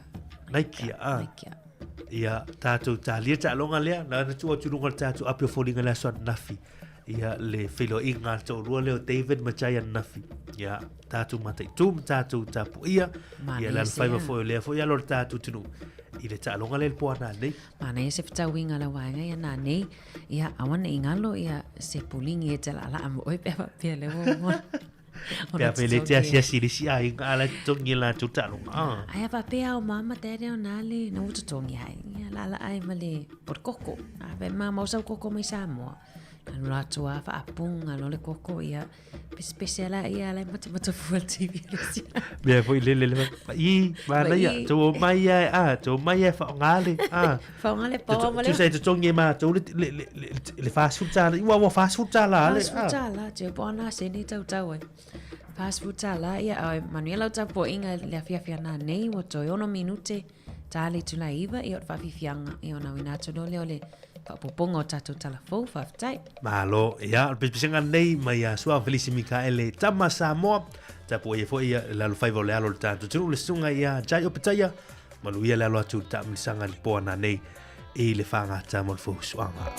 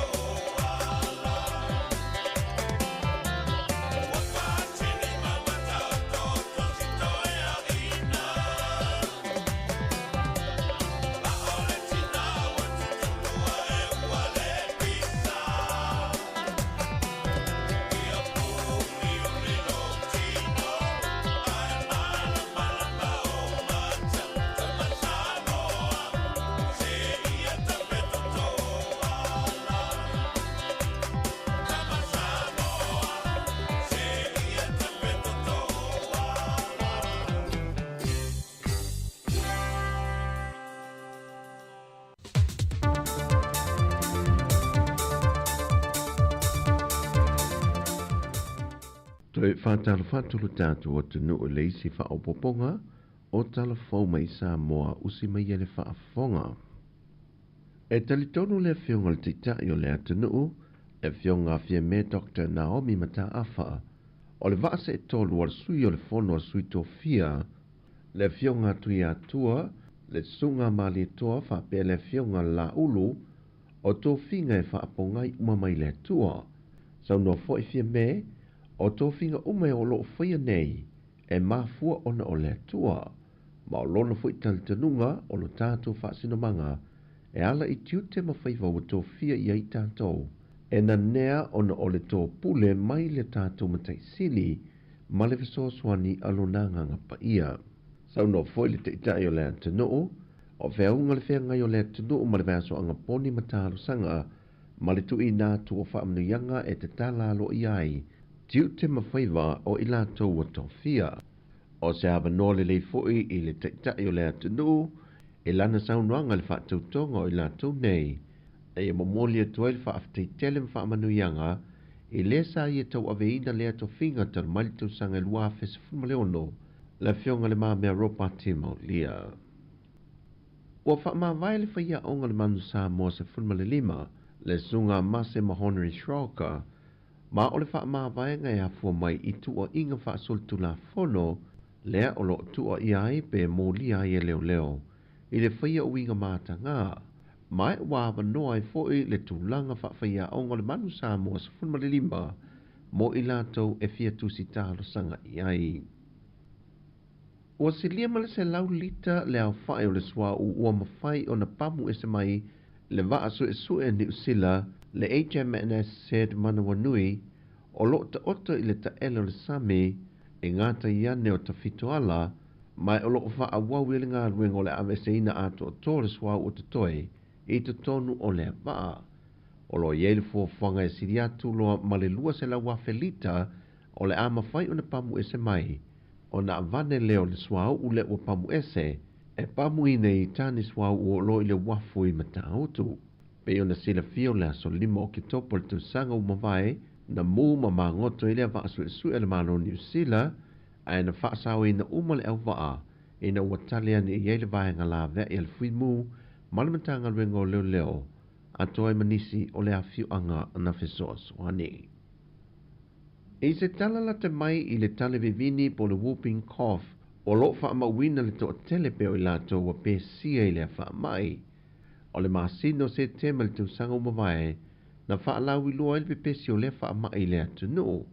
Talu mai se tema e se lau iwa se fulma le tasi na masalumia a e toa se fulma le fitu na wha mao nia ma le se lau fitu se fulma le wha sa masalumia. O polu o lo toa tele ina pe pesi e le wha mai tusa lea maliva se maliva pasene, fa tusa ele na ole to tasi na fa mau niu maua ele fa mai mai sa vai, mai ole se lau male lima o lea foi numera, e li lifa le i fa nau la haiti, i lalo le ta lima tusanga le maa tua, o le isi fast food pasene, o fa nau la haiti la lui fo o le tasi le tusanga, a ole fast food male fitu pasene on pay on fa mawina reporti, o le tu pao ta mai tai, au le limas fulmaltol pasene o le itu pao a lii. O ripotia le maa walunga o le feitau a whai o le whanau o mahea o na whai o la tutui pui pui. Ua talia le loa ia sili a ia inga le matanga luenga o leo leo e ta au fia e pe pamalanga po le malanga e se atu ma Samoa le fionga te te whono le vaenga whao po whai le whaatua tua le tua Samoa o tasi o le fionga fo le minista o whaatu anga ma whainga whaiva. Ma o whamau nia mai fwoi le fionga le kumasino mtanga luenga o leo leo a wa paulongo e tino Filipo wa mai au na whailoa atua ia inga o tu ina mai le loa i sili i le loa ia le fionga le te whono le vaenga whao po whai ma o se tasi leo ia inga o whaamawina i le tatalai i tuola na fionga. O le asa wharilo le vai aso te nei na mōni ai le fionga la auli a fua mai le maliwa se li te lavau o tu au maletino e se whaala lawe tau ta vale lea no mai le so e le i maua lava le ta vale ma le ave ta vale na a fia ai mamaliwai le a li i le tau sanga lua a whelua se fulu maltasi.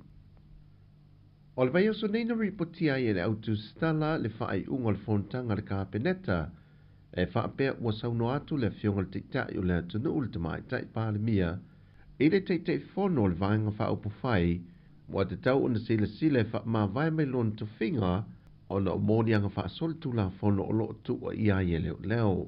Pei tai wa tali mai le fionga le ministai le wala au le autu stala, e le mawhai o na whia se mea whaapea, se ia wheilua e le vaenga whaaupu whai po le whaafale tui. Mai se ia mai a foi ia fono tanga o lo whaanga solo le temi nei, e le ngata le whaafale tui e whaape na foi le kapeneta, o na toi whaia leo se wheilua i ngā loa ia, ma le autu stala. O tala fawio le ni yaso manuia tele lo tātu watunu wha soifoia.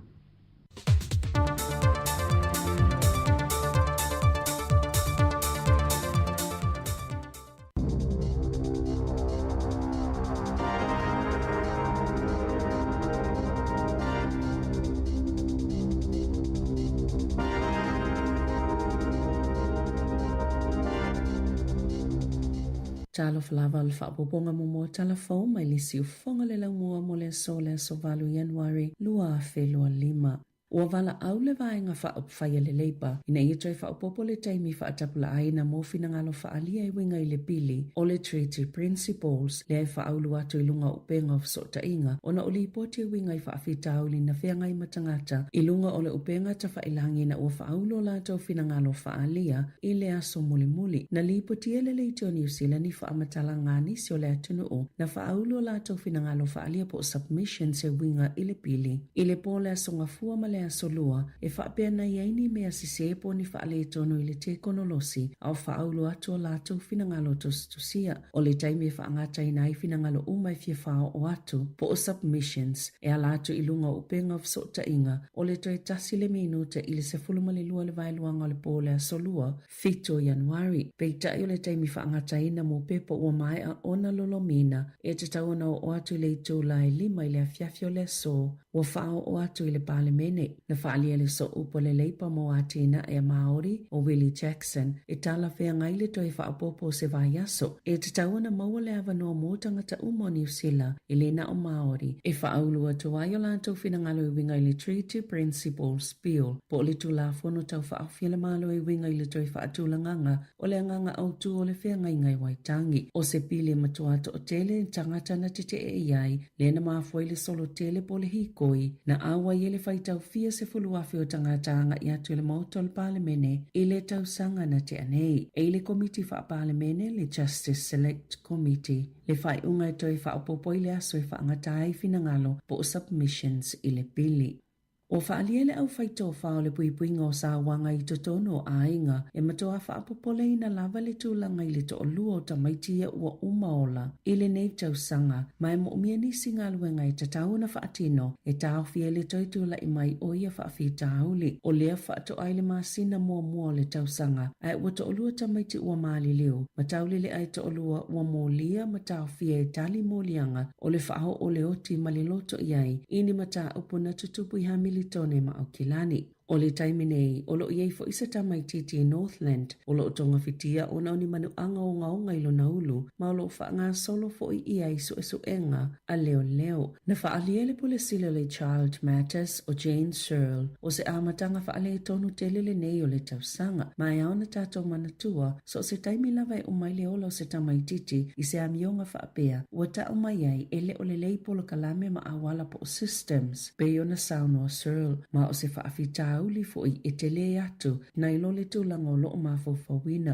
o Januari lua lua na umai ola o se pepe ma se tamaititi whaatase ma se isi pepe na manu ati ngā ina e te tau fo ina whaatupe ina lele au nanga mo anga feso ta ai o loo pito ilu mali whaingola ngā luenga ai maise o le tūlanga mo umia ina o la lato au nanga pe ona whaaliele po le silo le Child Matters na ta ua le au nanga le Shine le whaapito mo sa wanga i ainga na matuasi itia mawalunga le tūlanga mo umia, na matuasi itia mawalunga le tūlanga mo umia ina o la lātou ngā luenga, mai tangata sa mo umia ina se fesoasoani, ile nei tau mawhanawhana, mai silia mana se fulu afe wala auna o lātou tau le maina, ile tau sanga taluai mo se fesoasoani, o wala au Karen Chawa, le minista mo tamaiti ma le puipuinga, mai sa wanga wha o lima ma sa wanga mātanga. Ina ia wha o ngā au nanga o lo mawhai o na maua, pe a mo umia ina se fesoasoani, ma ia li poti, ni sa wanga e moli mawina e so o se tasi, o lo o tutupu i tutono a inga, maafutanga, wha pele vama wo, ma so o se mea o le soifuanga, o lo o tele au nanga e mwhaina mawai le fesoasoani, pe o le Women's Refuge, It's Not Okay, le Shine, Victim Support, Help, wha pele National Network of Family Violence Services, New Zealand.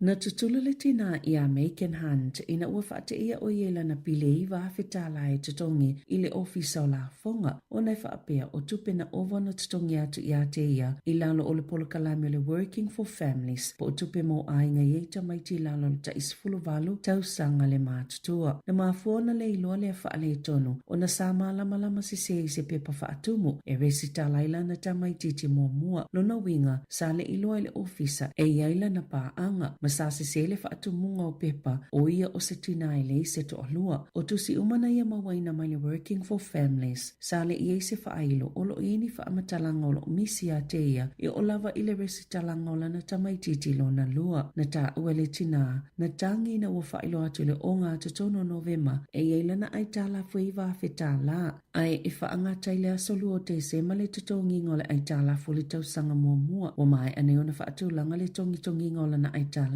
o lana whaamatalanga e te tau ona suia le whaanga solonga le polo kalame ina ia whaamanino le lei i mātua fōu po a tonu whaamatalanga ia ua lafo atu ia i lātou. Na talo sanga le tina mo whaamau ngā loa ia e a lātou i le Official Information Act lea na whaailo ai o le tau sanga whaale lafonga lua whelua tolu lua whelua wha e fitu se fulu fitu wafe se lau 5 se fulu tangata na ova ona tutongi atu iai tupe mo le Working for Families mai tu sale mal se lau fast full fa miliona tala sa tele lava ina ilunga atol ta ivalus full fitu wafe pela talata tu lava ile sela wafe leo fa inga o tangata na ova na tutongi atu iai tupe atamaiti i tutono tau sangata itase faya na mua atu na faalia ile ofisa o tupe maua polo ofisa o la fonga o aita alafu ile Working for Families sa lua sela ono full tolu te simaleono ono valu miliona tala ile masino Novema o pa uma ile lua sela valu se fulu miliona tala ile masina o me peitai na matoa mawalu ngato na ilole se lau ono se fululua miliona tala ile masina o iulai lua felua se fulu.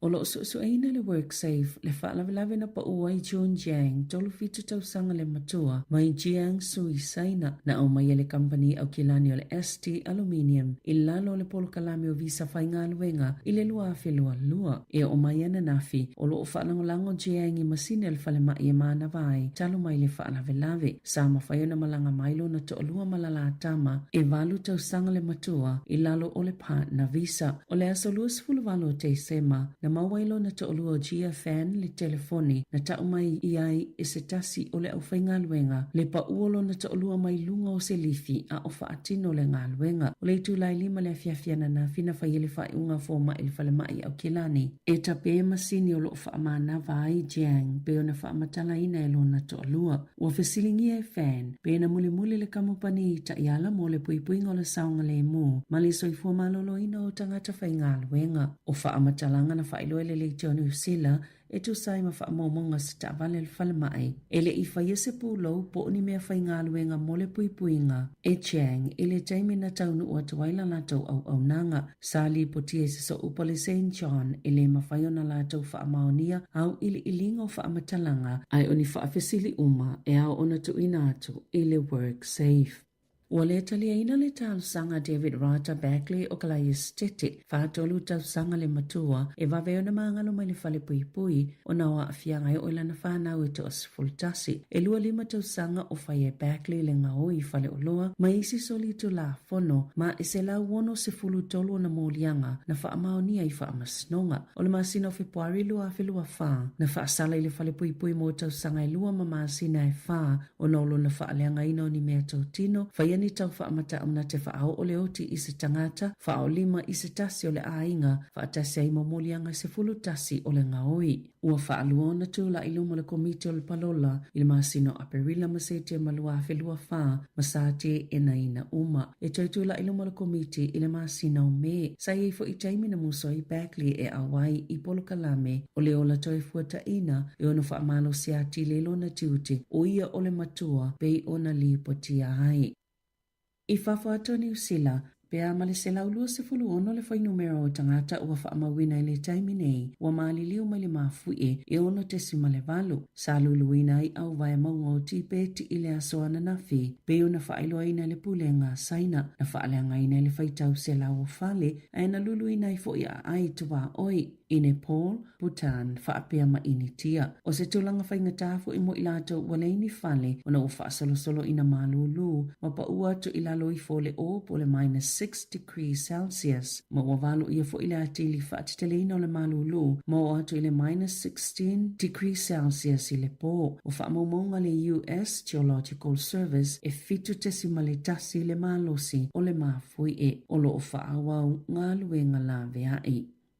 O whaasilsila leo i Honolulu le maliu o le tangata lona wha, o nao mea whaapapa po fireworks i alia manu, ma o se tamaiti te tolu tau sanga le matua na umalo na o lalfale mai, e ta ono tangata na manunu o ti ngai na inimu na afia i o lantau tino, ma na awina atu i fale mai le United States, mo nisi tonga fitinga. Na sauno le pule no Honolulu, Rick Blancardi, o le tūlanga matautia leo mea whaapapa i le whaatangai na i le tūla fono, i lamatia iso i fua e whaalavelave i fo i soifuanga o tangata. E lua se lau lua se fulufitu a fe pauna o fireworks na tau fia le vaenga e mataituina mea whaapapa e whaasai le tula fono. I le tau sanga talua i Hawaii peitai e le se tasi na mōlia ai o lo whaawau su enga le whaalavelave lea na tupu. Ai ei fo i se isi tangata na maliu mai nisi mea whaapapa o le tau sanga fo i Kalihi pei ona li potia ai. I ta alonga o whaalaulo ina nei le lakapi sa mo maliu ni la kapia New Zealand se taamelo sanga e whai ele masino o November le tau sanga nei. O le atali malo ile manu maa Samoa ile awale New Zealand Heartland 15 i Samoa. O se whaatinonga e pati patia i pele so tanga ile vao Samoa ma New Zealand ile tūlanga o taalonga la kapi e lua taalonga le a whaatino i nai le a taamelo sanga o le a solua whao November lua a whelua lima o le a taaloa ile Presidents 15 mali New Zealand Heartland 15 i a Pia Park a o le asoto o nai valu o November lua whelua lima e ta aloa ile manu maa Samoa mali New Zealand Heartland 15 i le a Pia Park o le a whailoa le taimi o ia taalonga i nai masina o lumana i nei. Talafo wia mali si ufonga le lau mua mo le nei vaenga o le tai au.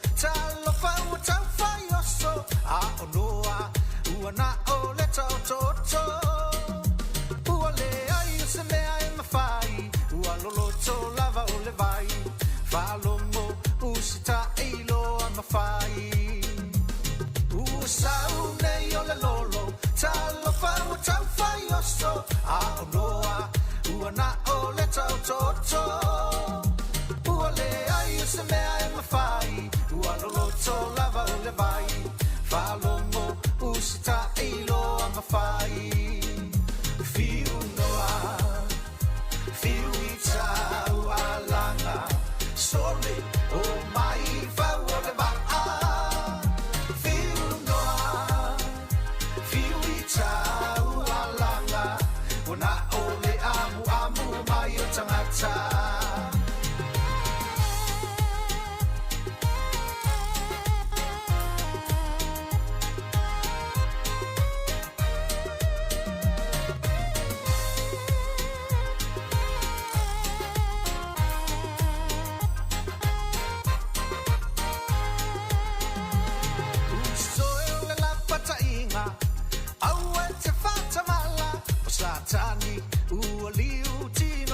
tangata ia lelei o lau whaalongo ai awa e te toe nofo fia la ia i lea li iua e sa o loto usoe o le la patainga au e te whatamala o satani ua liu tino tangata ia lelei o lau whaalongo ai awa e te toe nofo fia la ia i lea li iua e sa o loto fiu noa fiu i tau alanga sole o mai fau o le waa fiu noa fiu i tau alanga ona ole amu mai o tangata fiu noa fiu i tau alanga sole o mai fau o le waa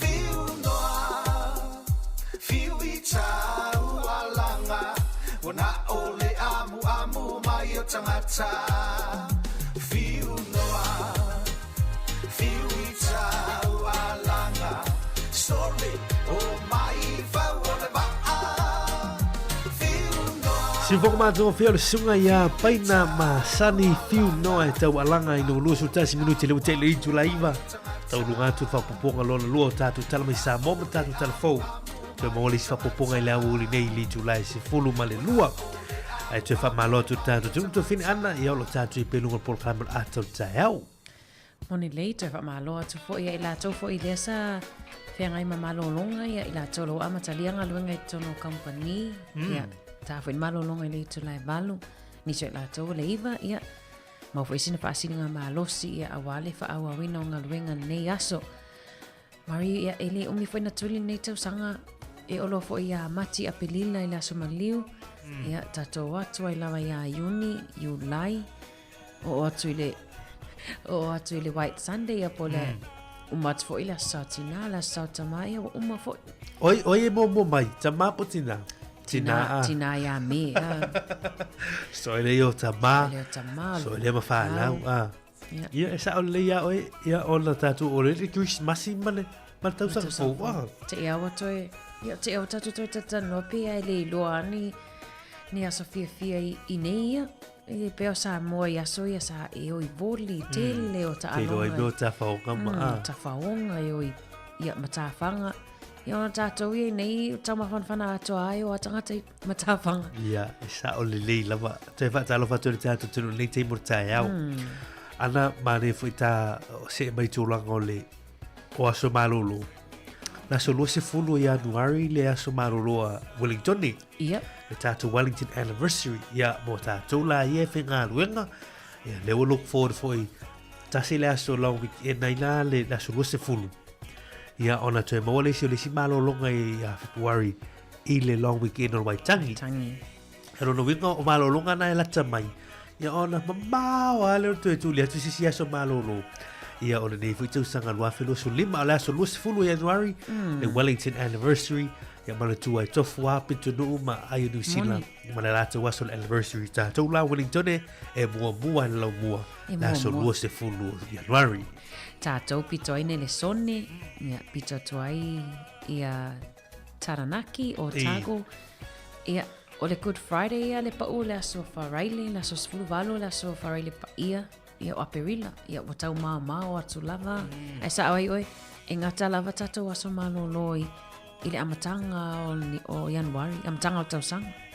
ai sa o le leita o tele ia o a listagata ai tu bata ia le sia so malolo tu sa le ta e tu ga luenga le wa so su le ka le po la si ia le wa ta watu so lua se fulu Januari malolo e tatu Wellington ia e mo la to ia isi tu no i lu o le tatu so no ia ta lieto waso pero de ia fa so atu e ana o le soli le so te le oi mari le te matamata tu ia so ia alo vai atu ola so tofi le pa o le Waitangi Day o lona winga o le aso malolo le ata ua so ita te ia la ola so no la so no February no winga le o pa usa so lulu tole ya sa Le whalongo mai tātou au sōra ma tātou wa ia. O sai mai, o sai tu fue ma ia o tone. Ia le mamalo longa ma ana i Waitaki. Na. Vai atu lea ma se aso malolo pa usa solulu pele na ngata le Christmas ma le. Ia, o sai, o wani. Ai so fini ala ma wata to no no to tala to le telefoni to lo ni mo lo fa tasi. Fa ilo. A ile vea ia o lo to la malus tanga le fa so mi tasi to. A ona pala a aule na i fale lili ia sa lo fa tisina ngalu. Ia maliu sia. O tulang si no na maliu wa ia ai lo si me ese mai si maliu. Ia pa so mai. Ile tatu fa so le tatu lo lima.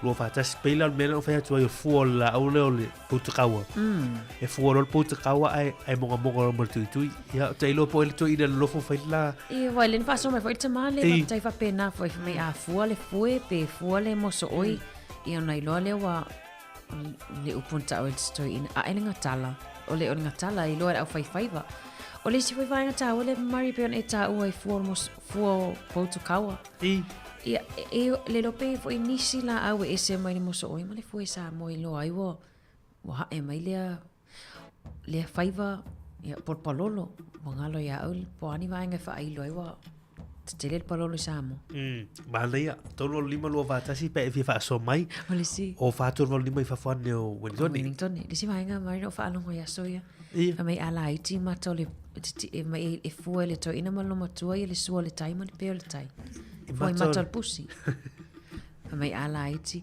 ia tatele lo ia e o tal tonunga mal fa winga e tina mata mama tu vai ngor si o manga mawa e le to mai foi na yo tatu tu awa la o mai ti sa ai tatu se atu ni so tal fo wa foi le fa fo mo tatu tu ana o se tala fa no ai lo se tala foi le tu wai fu le pata apu e tatu tele tano i fa tano i le ngor tatu program fa fita uli yo sa wanga tono ainga ale na tolo lo na tu e sa velina ni si fo o na ka fai on fa so ta ia le women's refuge ia le it's not okay ia le shine ia le victim support ia le help e for the National Network of Family Violence Services in New Zealand e fi so ni ainga me se ia mo whanau lava o whengai mea o domestic violence po sa wanga tono ainga vau ta manti na ia e fu keito tina le ta ma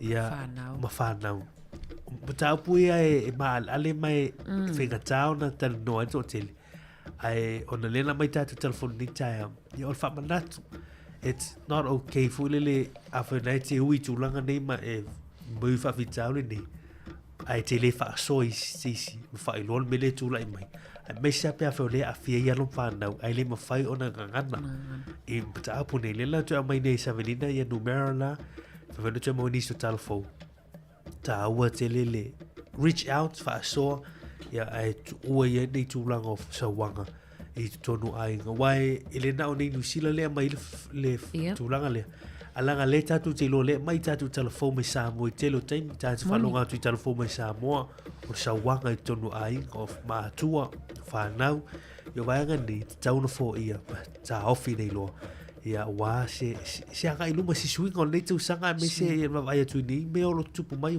be tatu telefon ole yo moni lele sa no ma le ta o vai ngani na me sa velini telefon e molia ia sa ilif so soani Mari le tele o nanga ia na mai telefon ai o le pongai o le sa wanga o le ita o ai ala na sa wa ala na sa wa o na fai sa wanga o le ita pe ma fu mai o le ita po ala me o lo e fai el time ni pe ita mana ele welta to vala talo fa malo tsoi fu ai fa foi lo songa lo mai foi ni tai ya se fu moni tama ma lo se fu li tai au ma volo of no ya o te se tu fa tu man wi sa ta wo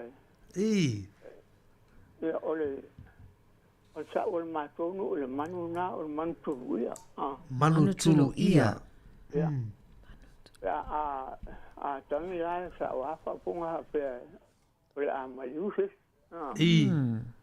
ya ana sa wi sinu o manuali manuali ole manuali O le manu na masina o ai na po o le manu fu le sa o vai masina o le ta o le puke ko e po le manu na le o ta tele tai tu se le ale manu na o le manu le manu na oh ele se na ese sena ila wa ba ai tai be ni se wa o o ai ko le manu ri sa mo o le manu o le manu na fa ele na ufu ele na ufa sa mo fa pea ele fa fe le manu ri au ko fa fe wai ngai mongo ri e fa fe le ave au ya ka fa lo ele na ufa fe na mali ya al manu ri na ka folinga al manu na fo masana wo e fo wo fa ro e ta fa la wala por que coena está o mal moni ya se me se le manorismo hermano na el agua ya el hermano na está un matonu o le mantu ya wa se va el mango o la o foringa fa foi le poma matanga na le fa pe tua le morivo o se tangata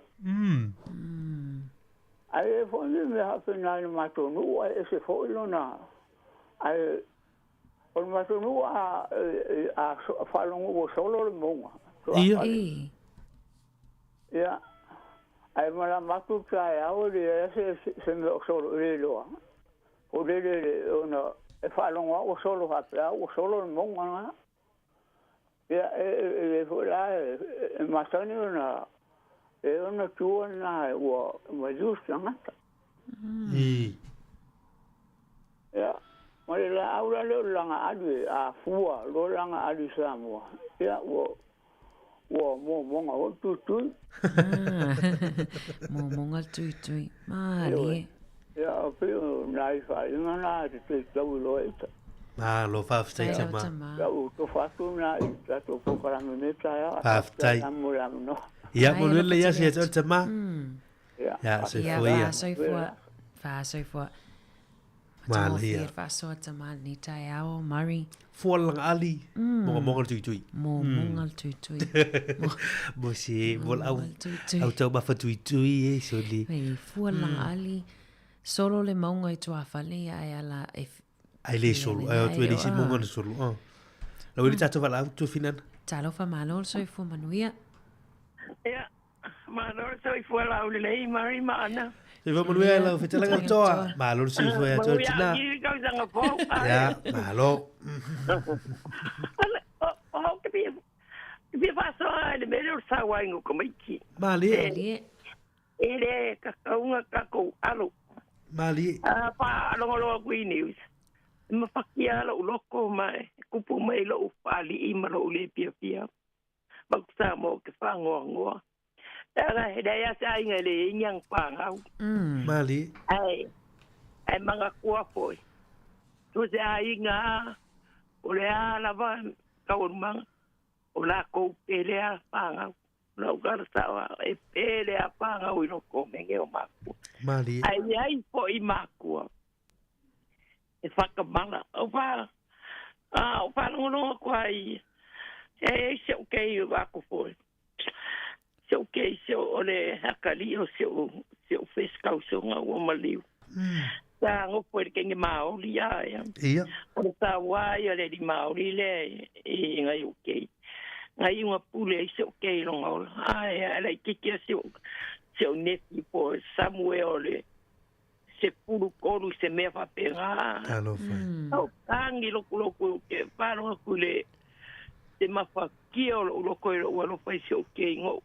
O kei ale bini mai o lo ante. E a pēo mari o kera ku makeo. E rempai ngara kia. Makeo e asti o I taumura nui. Ai, ai ola. O ngofu i ukar whakoanga. Ai, wai ngofu kuala e pale o le whama. Ai paule ba le ngalu ngala ki ole ba ai ole pakoanga ai se me ese manga yo le poi pa manga ngama o e masi onti ba ai se okay me ala e a foi ngale o ke manga ai au pakal ngoa la ngai ele kaunga alo ai sos O le alawa pa mai e bibi mai o le kupu ma le. Le ai. E o le mea fie veire a kua. O le fai le o ka ko kiuke fa mau. Mali.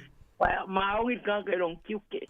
Mai o ke fai a fo ke o ia sa wala o whanga.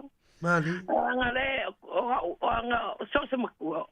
E pele anga grandchildren, pe o lo whakua o grandchildren. Mali. Ke fai sa wala o whanga. I o ko maua le nganga le au ke ngofo ma. Langa kele lo wa o nga mai o. A maka mai o ko. Sa wa fo ai sa le maua le nganga le o sa. Le o makua. A le rau kau ka sao ya o ko. A wā kou whāngau, ia whaile lei kou whāngau. Mali. A aua iau kou ongo sai, ia a ere mea ser ka mai, a mai whāngau ko lei laro.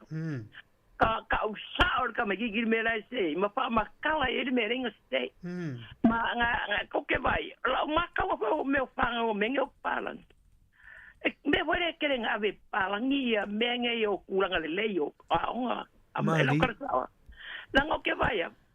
E se makua fa amore more i voi a ka ko Samoa e mutu ngare amore mo la komis aya ti ka si al me ho ka ko ma kol pos aya Mali pa sa wang fai ro kaleo e ai o kele lo o mo mai ngo fa ngo ko ai palang ko ngale e fai ngo la ko leo pe fa pele e fai pa la po ya ranga mai please la ko me be au ka ko le ai pa e pa kwa pa puang ta al fala o ke ku ku lo e vai lo ya aba Mali ai le mai me o ke ba ke ku lo ko lo ba ko lo moi pa ai wa era ngai ke a fa lo fai u kwai fo inga nga mau le o nga Mali dai ka kala te lo fai ma ka ka va lo ko flenga ma lo ka fa ka mana ma lo ka se ai ore ola ukala sa ele ska ka sa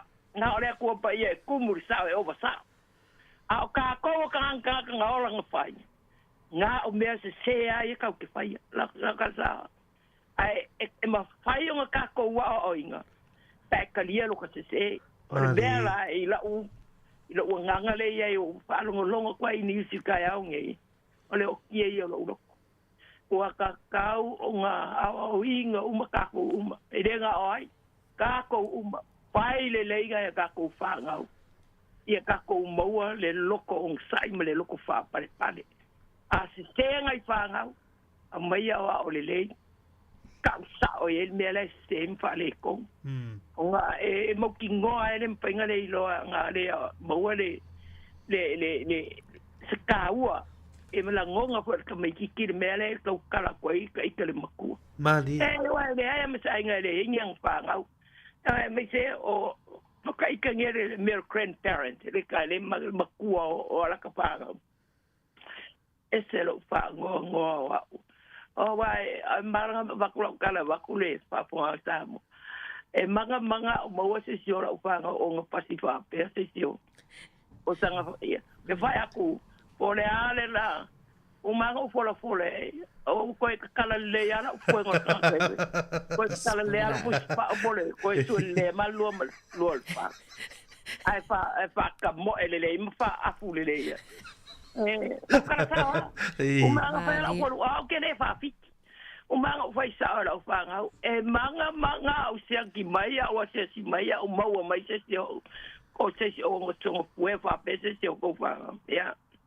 ko ka kala le ya la pas ka ka vaku pa yo sa ele se o kala e ka wa yo news ka ya ngai tai o vai ma fo kia lo ko pa ka lo fa ngai pa nga ai ko ma ka ka usanga Mali e pa ku ngai ko ki makai le ka ko sa balinga awa ia mangwia fa ngau mangwia ai nga uma alo fangia ele ko ka ko sa balinga ia fa mangwia ka uma mora ko ainga pakai ana mamari Tailava ia ko ele ko lo lu so i ko ngado do pakai lama ka ko le mo sa mo ka ngo ya mangwia kiri ko sang po Malvia tele hatu mai ka mai alo batu pero ya kiri ya se foi eu ale toa se foi anaia ma le yo fa sol tina ale toa ma le e ole tan no mertina fai whanau. Ia wau fo I whanau o whanau. O te atai ni. Sila maali. O lana tala na whai lana whanau. Manga o vai atu o di sau ale. Ia. E toi te tala le ale. Ia, o tūlaka wo I o grandparents. No mātua e. E siri fura lofo grandparents I lo. O I whanau alau whanau. Oi. Nei no o tau. Tamai e tau wa ai mai lo tau wa alala tu se po e wa ai le feite sa o le sa no nga le finga le toa. Ai man toa la sa wai o tamai e tato ia so ia. Ai le o ona wo ia wa suia fo I wo mai fene atu no tele fo I le ia o onga ia e winga I metotia fo I fa onga ia lum whanau. O le lava tu le tala le na o tu sina vai ngol tala le na mai sa vili na tau ni. Mana ia. O le fatu a Januari ai to lua ta maiti ua mali liu.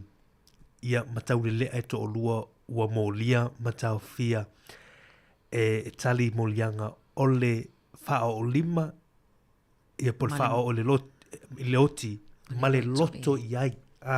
Sei le oni fa lave fa fo se. O le loto ia le ia sa wanga la ia le na tata noi. E no se matau po ona tata noi I telo mpo kalame ai ona e os mata o mal ali ai ta wota tata noi sa oila fionga le to a mata te usanga ai tatu tau longo o me ta o so tatu sa vlinga ta lo fa lau fa telo sai mai Kano fa mari kano fa ana se fa manuia se fa manuia no fionga al menga o de kom vinga ronga ka sima mari le ke o menga ana msi fite ya o lugia soli malo o mai le tau ina yo kilani le tau ia wa vili mai le tau lungi o ya o le mele o vide se o le mga maplo folo le to ida putanga ale o ele ki ana o le ki o le ma wa no no ko lu kana o mai mango o ia ma ia failo yo failo o le se que mira wa wa o mga mai o ma ka wa de ko me sa wa ai ele kile ka ukana se o me se o fiu hoi de ki o mo ke le vise mai ra poka inga mo fau ko so le ai ko puare me sa monile o nei ko pona le so ka ka e pe in fai ai so se man ya so me ka ka ma fo por ala ka me a pe ko man ya le me ku la ya me ke lo o ko mo mali ko mo ki ya ngani ya yo ma ye fa so ale ko anga ko kana lang sa pa o baga al mele ki kan o me so mangale al ho ngale so mangale langi e ka tola ko dio ta o de marima kasi de me ka wa kasi de me ko ngale ka de sira ko ka lang o mai de kuwa isi so mangale la ki me o so mangale sa ko pa me de pa ita al me ngai ka o anga o ko ka sa mene ne sa o de ko si wala ko ma pa ia fa sa lau la i wal ko la ta to si ka pa na mai ana ane no ma ka ka na ngo ku me ka u si o manga de la de ma singa ki mo ka me o le le e me Menanga uike fa na pisi mai ka kongi me o ma ki sami mai a fa ngai le sami mai o le o lo uso le la o lo uso o lo kausonga le basinga me umo sisio wa so ka ia marka sa oli uma marka ia makaulia fa la sami ia la me la ia am ira o nga la me la ia ka ko Menanga ne amai ngi faka o se so e tanga ngo mai de ko me se so mangalo e se se vo ke ya ngai ngoi ya ai mo se me fa ngo mai sa la e ko kai mai en mo fa le fa ni ku me uma e ma ko dia e fa au yesu e kai mai e ku e ku ho na e ki ku ya ta ki kilo ia ka cosa e ni me ia tal polo lo me na lo fu el masoi o mane la ui do ai de de polo no i pe vai dar me le per cui el masoi foi e do o e do uma e me fai do i mai me o si so ma e ke do ai de me de la ku ia e o ai doki e pe nga ko varo fa so mes koi e la de a fa mai de lo po la wa eu so ya mara ko fi le vale ra ya ka ni si mai me nga o me yo si shoma e o ko nga de kan e kala ngo mai de ko i me o si shoma nga la na mali la mai wa ki quiero pues pa ir me uma si shoma nga ni ka pena o sea que ko be mai re ko me o si shoma nga e agora para ir no final. Eu faço alguma. Eu quero meu sim. Vale.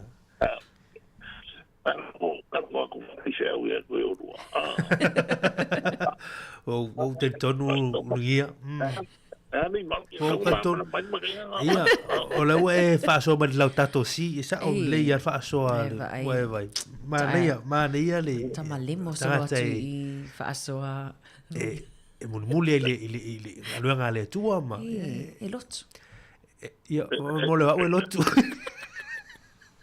matango ana ko loko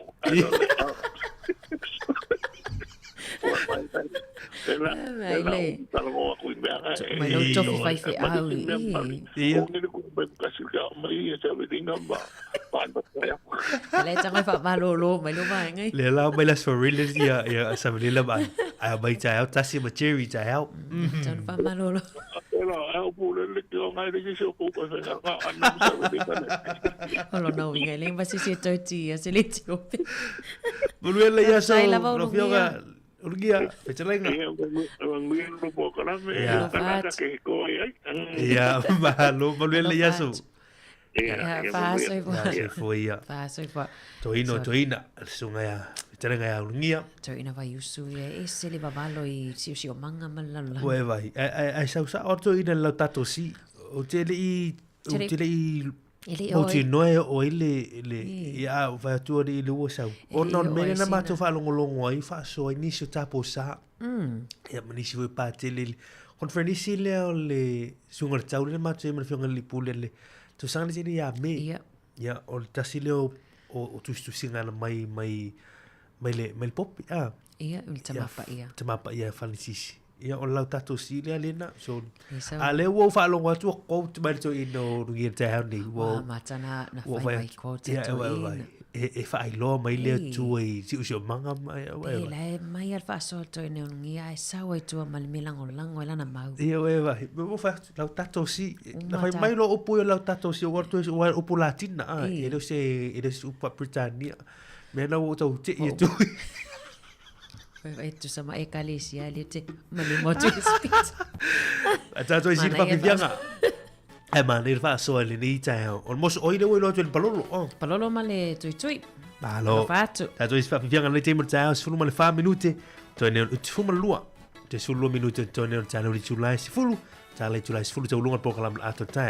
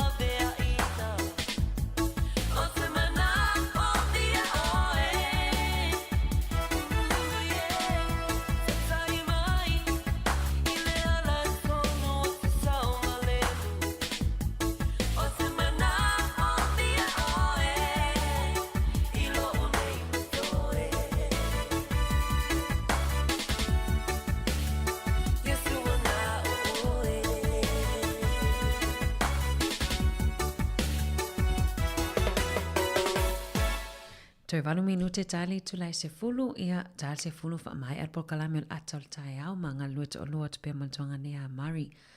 Mari mali o le na tani le pese o mafaufa ai fa asoia na mai ni ta pokalami. O fa ma o tama fa pulan ma fuanga na le na fasita ita ia soia. O tama fa o tama pe o le fa longo. So o pule ta so o ai la to ina ia soio. O le fa longo. O le langon ale o tama fa ni wa tele fo ia o onga masu isu enga fo o mfa yo no il vai ni taimi. O le fa longo ai o le fai o fa tonunga i au mai. O so isu enga ia pokalame fo i mo matu ai mfai fo no o atu ai au ai. O tamaiti tai valu tau sanga ngai lalo. E na se furu se kone anga i lunga le taimi el process time. E te whai atua, se whatonunga se tasi, tau mawhauwhau ai lea ia e whai whatonunga e tasi. A ta mana tua ia so ia, so le, a sau ni se lai nā whatonunga mei, vai i pula e fulua, umana waile o tāwa le, vekima waile, e pie o le chain commands a. A ta mawhau ai orpo ngai fo ile le una fasim ia alum whanau i tutono a inga. Se fulu se kone. Se fulu anga i lunga se kone, a whapela se tangata mai titi e ia mana onga whapitoa. E o atu lava le tolu sute kone anga ili minute e processa le whatonunga whapela le whai atu alo e fulu ipu. Ia, e le whape whai atu lo alo loa whai e alu le taimi o tau. O sina vai o ta mawhau pia. Ia, ai ona le wai tato wala au ta alo wha malu soifu. Ia, wha malu lo atu toi tam whai mail tato wala au na. Solo tato wala au le. Ai sa o le ia tu final. Tu taimi nei. A me se la pa fe le tasi whatonunga le watu. Tasi whatonunga. Se furse kone e watu lai. Au me la fa sur pulu mo fule le sau. Na me mo na mo ai misi mai si me la le chore. Ia le lawo ia o to fasi. Ia foi ia sia. Ele iona o mo la ia fasilo. Ia me le falongo. Ia e mo wela tu sa ma io.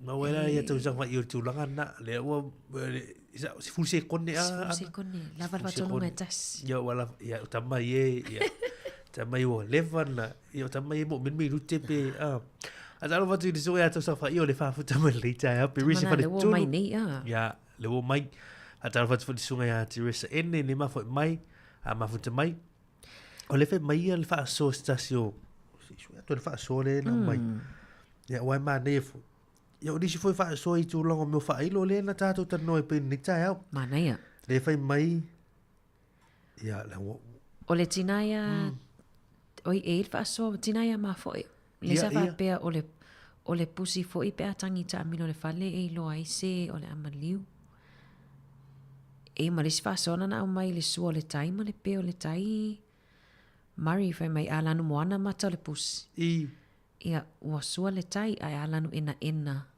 ua pe le tai tinaia tirisa ini o le fa so mai a fa manu a mosa ai e se li o au il masina ia ona tolo le o ngalu o le ngau ona tolo le o ngau le o tato valau talo fa malo soifua talo fa malo le soifua talo fa ku va se no ni ka ia langi mai langi mai ia ia di jimati ma ka son fo ia fa pena fo no fionga go le no ia le fa so ngai me fo ia le foi kupe noi pe mo so oi i meu failo vai mo failo nga o fica lá a makala mo foi mo makala mo o pus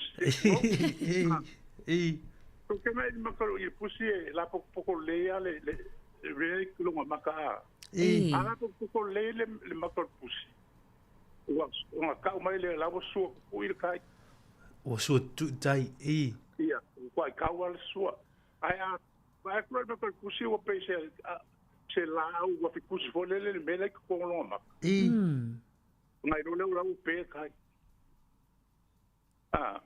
ele ma fa ya nga o pe tai ngai no le o plau pe le ya kai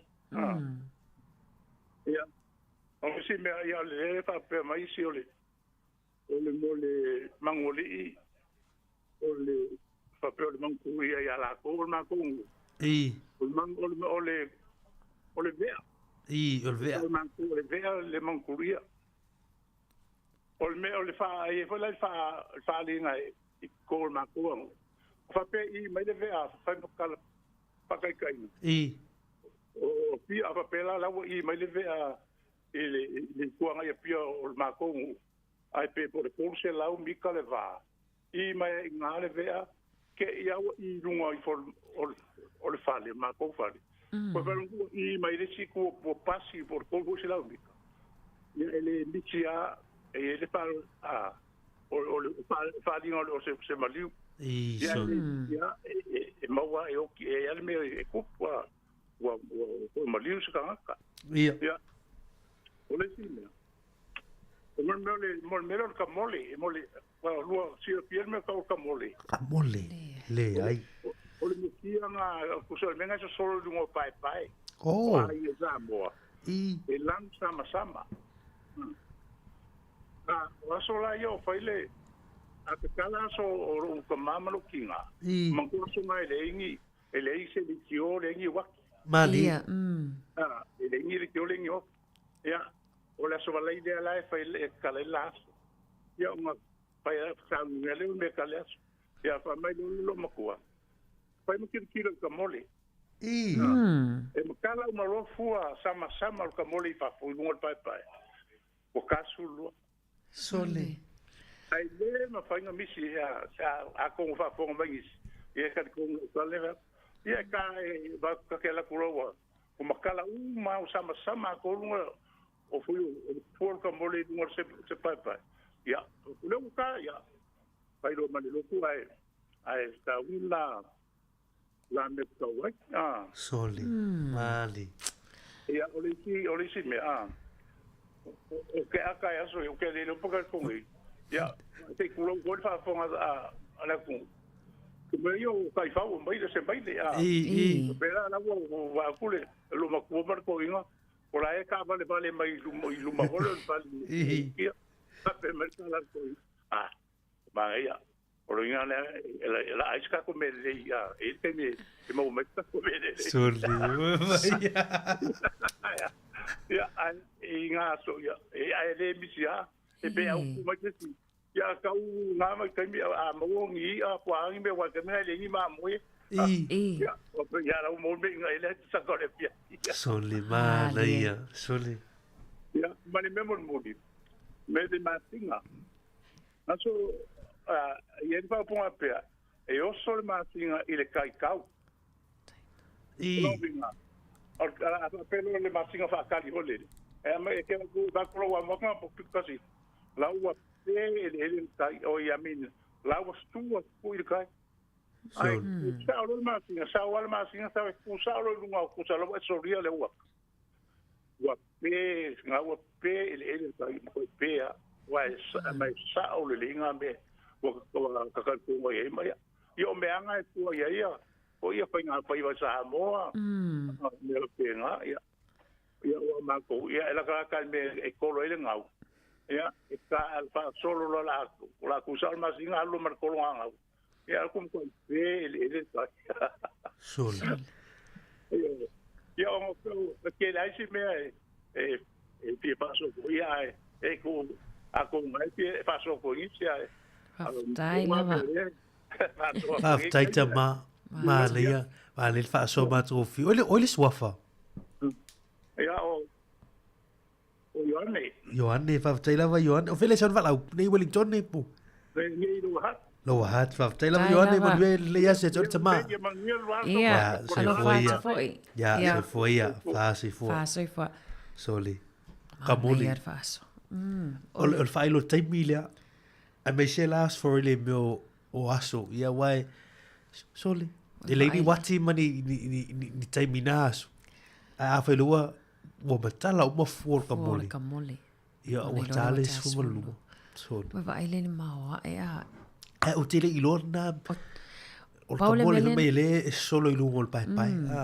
Se fai research, festa research. Solo polal fa pirtani o lea. O ka mole. O ka mole. E se le ta upo fo, ma upo fo ne ia. Ai ma le fa so ma tu o fil ni ta Au tai fo le malu tātou tunu ul wha so mātou fi ono tātou taimi. E he manatu. Ia, mo sistemi tu tala tātou le na telefone wal ma tāpu lea. Ia e tātou tu tata noai. Ia le wha pe o le... Me e sa, fa mai e loa le ta wale le maile, pol ta i whautu lo i se tangata o le atu, watu po se tangata o le amalanga tu sa. Oh, e vai rei. Sole. Ia, mele on mele leia. I, fa vai, mai, vai. le ama westato mele le ne fiafi. Pe ia la lo tu ai hatu le le, ta vale mele si mai le lo mai. Mustana jene. Wer fai ko le be ofu te va bai ia fa tai longo mai le la me le aso ma na ia tele faso na i tato ta mama tina ia na faso mai ia wale na soifo ana i Samoa ioi se fele mal na ia le faso mai la to lava fo le tofa ia o le faso mai fa luli pole ia te le la tu ka mole fia mo wala si ato le me wai di tati i ole Samoa ai Maria o me na fuele time ia faila la faila so to i mo lo tua ai loa ai le talo su lua a faila le wa fu o mamma talo mo fu ka mole ia ona ai lo le ole o te metalai wa o te ola mai au i tolo si matu ai la e fa na faia le aso o matu tina matua o me na fai mai Samoa la fai nei ia ma liu nei liva su liva tau sak ala la ma sa ni ne talo su lua failo la sen talo ia failo la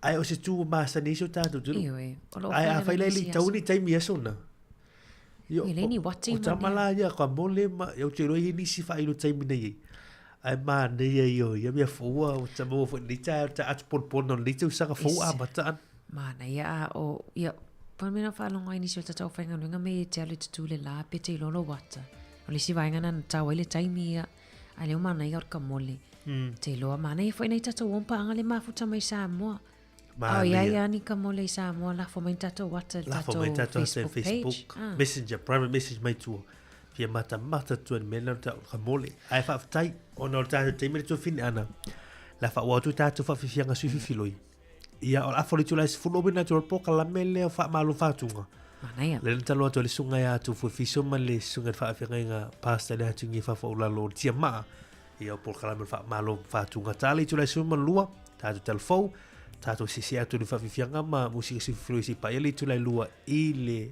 aso nei tau lava li tu lai lua tato tu ai tu atu ili nai tu fini ana faftai mo tato po kalamon ato taiao il pa yor tato tunu faftai lava mo ilato uma lava na mafuta mai ia il ne mato le ma po kalamon nei taiao faftai li faso mai lato na mo lava no e faso mai ai faftai fa ilato o mai moa fa longo fa fonga mai lungo tato penga tfailangi ma le frequency ia fa mangalo foi ia ni leo au ona nei ia pe ai se upu a sala foi lau fa fonga anga ia awale suile ki fa longo lau le tio ma futa mai pe fa tofa mai ai nel tato tau ai le tu lai lua ia fa tai to fin ana tato por kalame o le pisinga le mai sunga ia to le fo un sanga winga ele lei o Yesu tau lunga to por kalame ato tau le tau tu si fonga lo mua e Wellington e tato te filo e pe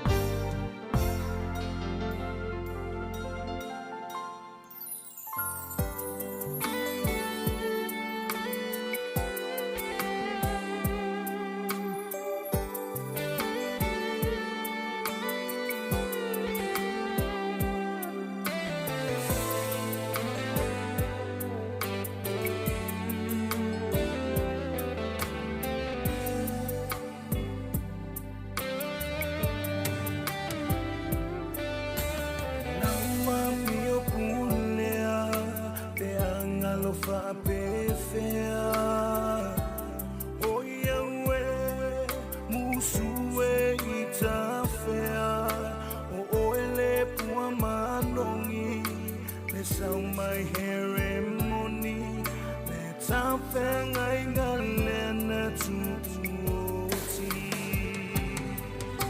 itai walavea ile faano anoa le tafsalaya tumai se ambanoa musue ifasia ai pula pula o mata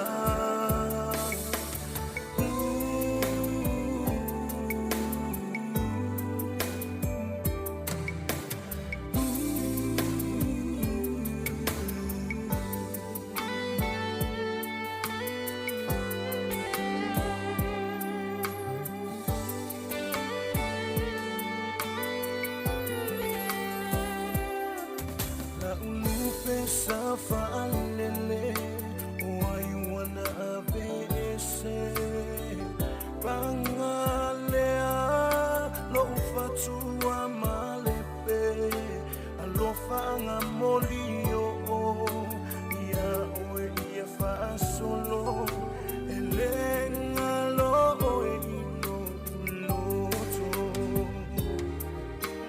muswe iva ai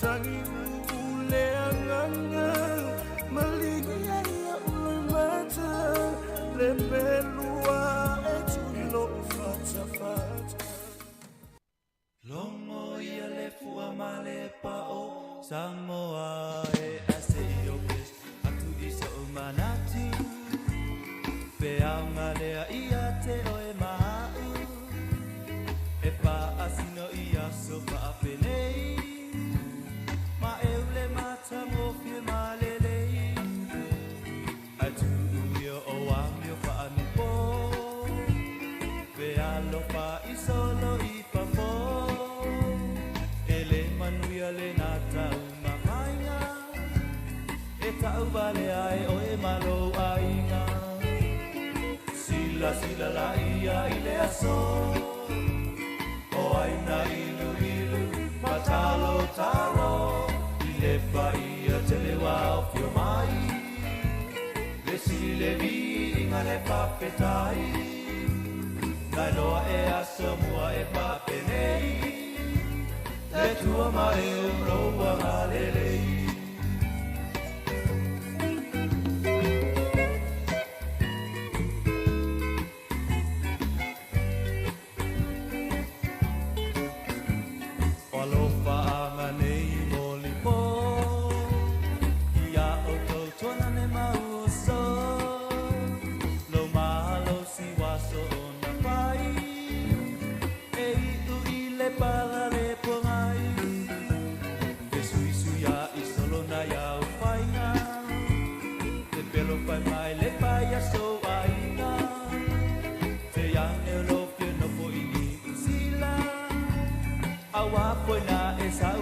Masina Sila sila la ia ile aso O aina ilu ilu Matalo talo Ile paia te le wao fio mai E si le vi inga le papetai Nai loa e asa mua le papenei Le tua mai roa alelei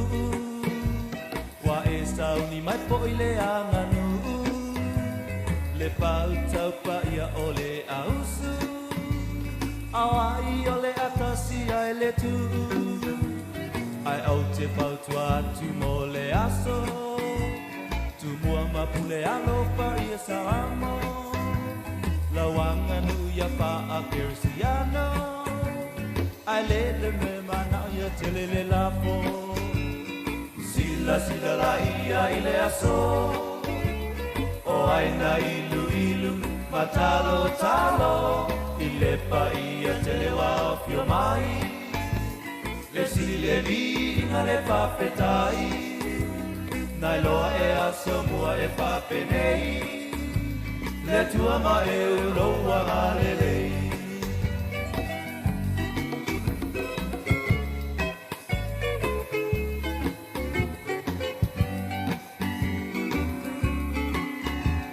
Fa'afofonga pale tua matausi o lau pa'alupenga le kasi ali o lona lua o le pau fatua tangai le lei me ai talia i le sua tau lele a foi matai tolua punau pa'a mauni i lau tatua e le sala upuma yana mua o le ala lava o le pule o le tatua sila sila la ia i le aso o aina ilu ilu matalo talo i le paia te le wapio mai le sile vinga le papetai nai loa e aso mua e papenei le tua ma e uloa galelei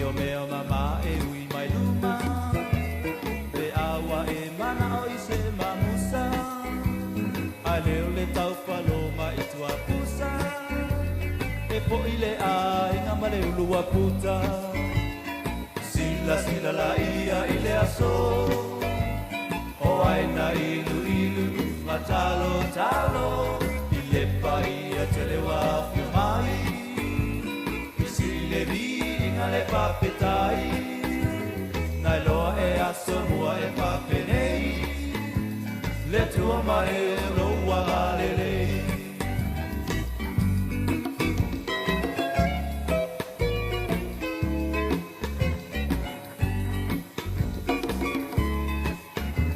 le awhai ulau pese i pai pe au o lo alana mai matawa nau Talopa isio lato nau nau Ia tato mawale ora le pawa vau Ai amu ia po i lato ia Wasau tua lasio lato manu ia Le ngatai lalo nei a olunga Pe ale ale langi le soifua Sila sila la ia i le aso O aina ilu ilu matalo talo I le paia te le wafio mai E si le vinga e papetai Nai loa e aso mua e papenei Le tua ma e uloa galelei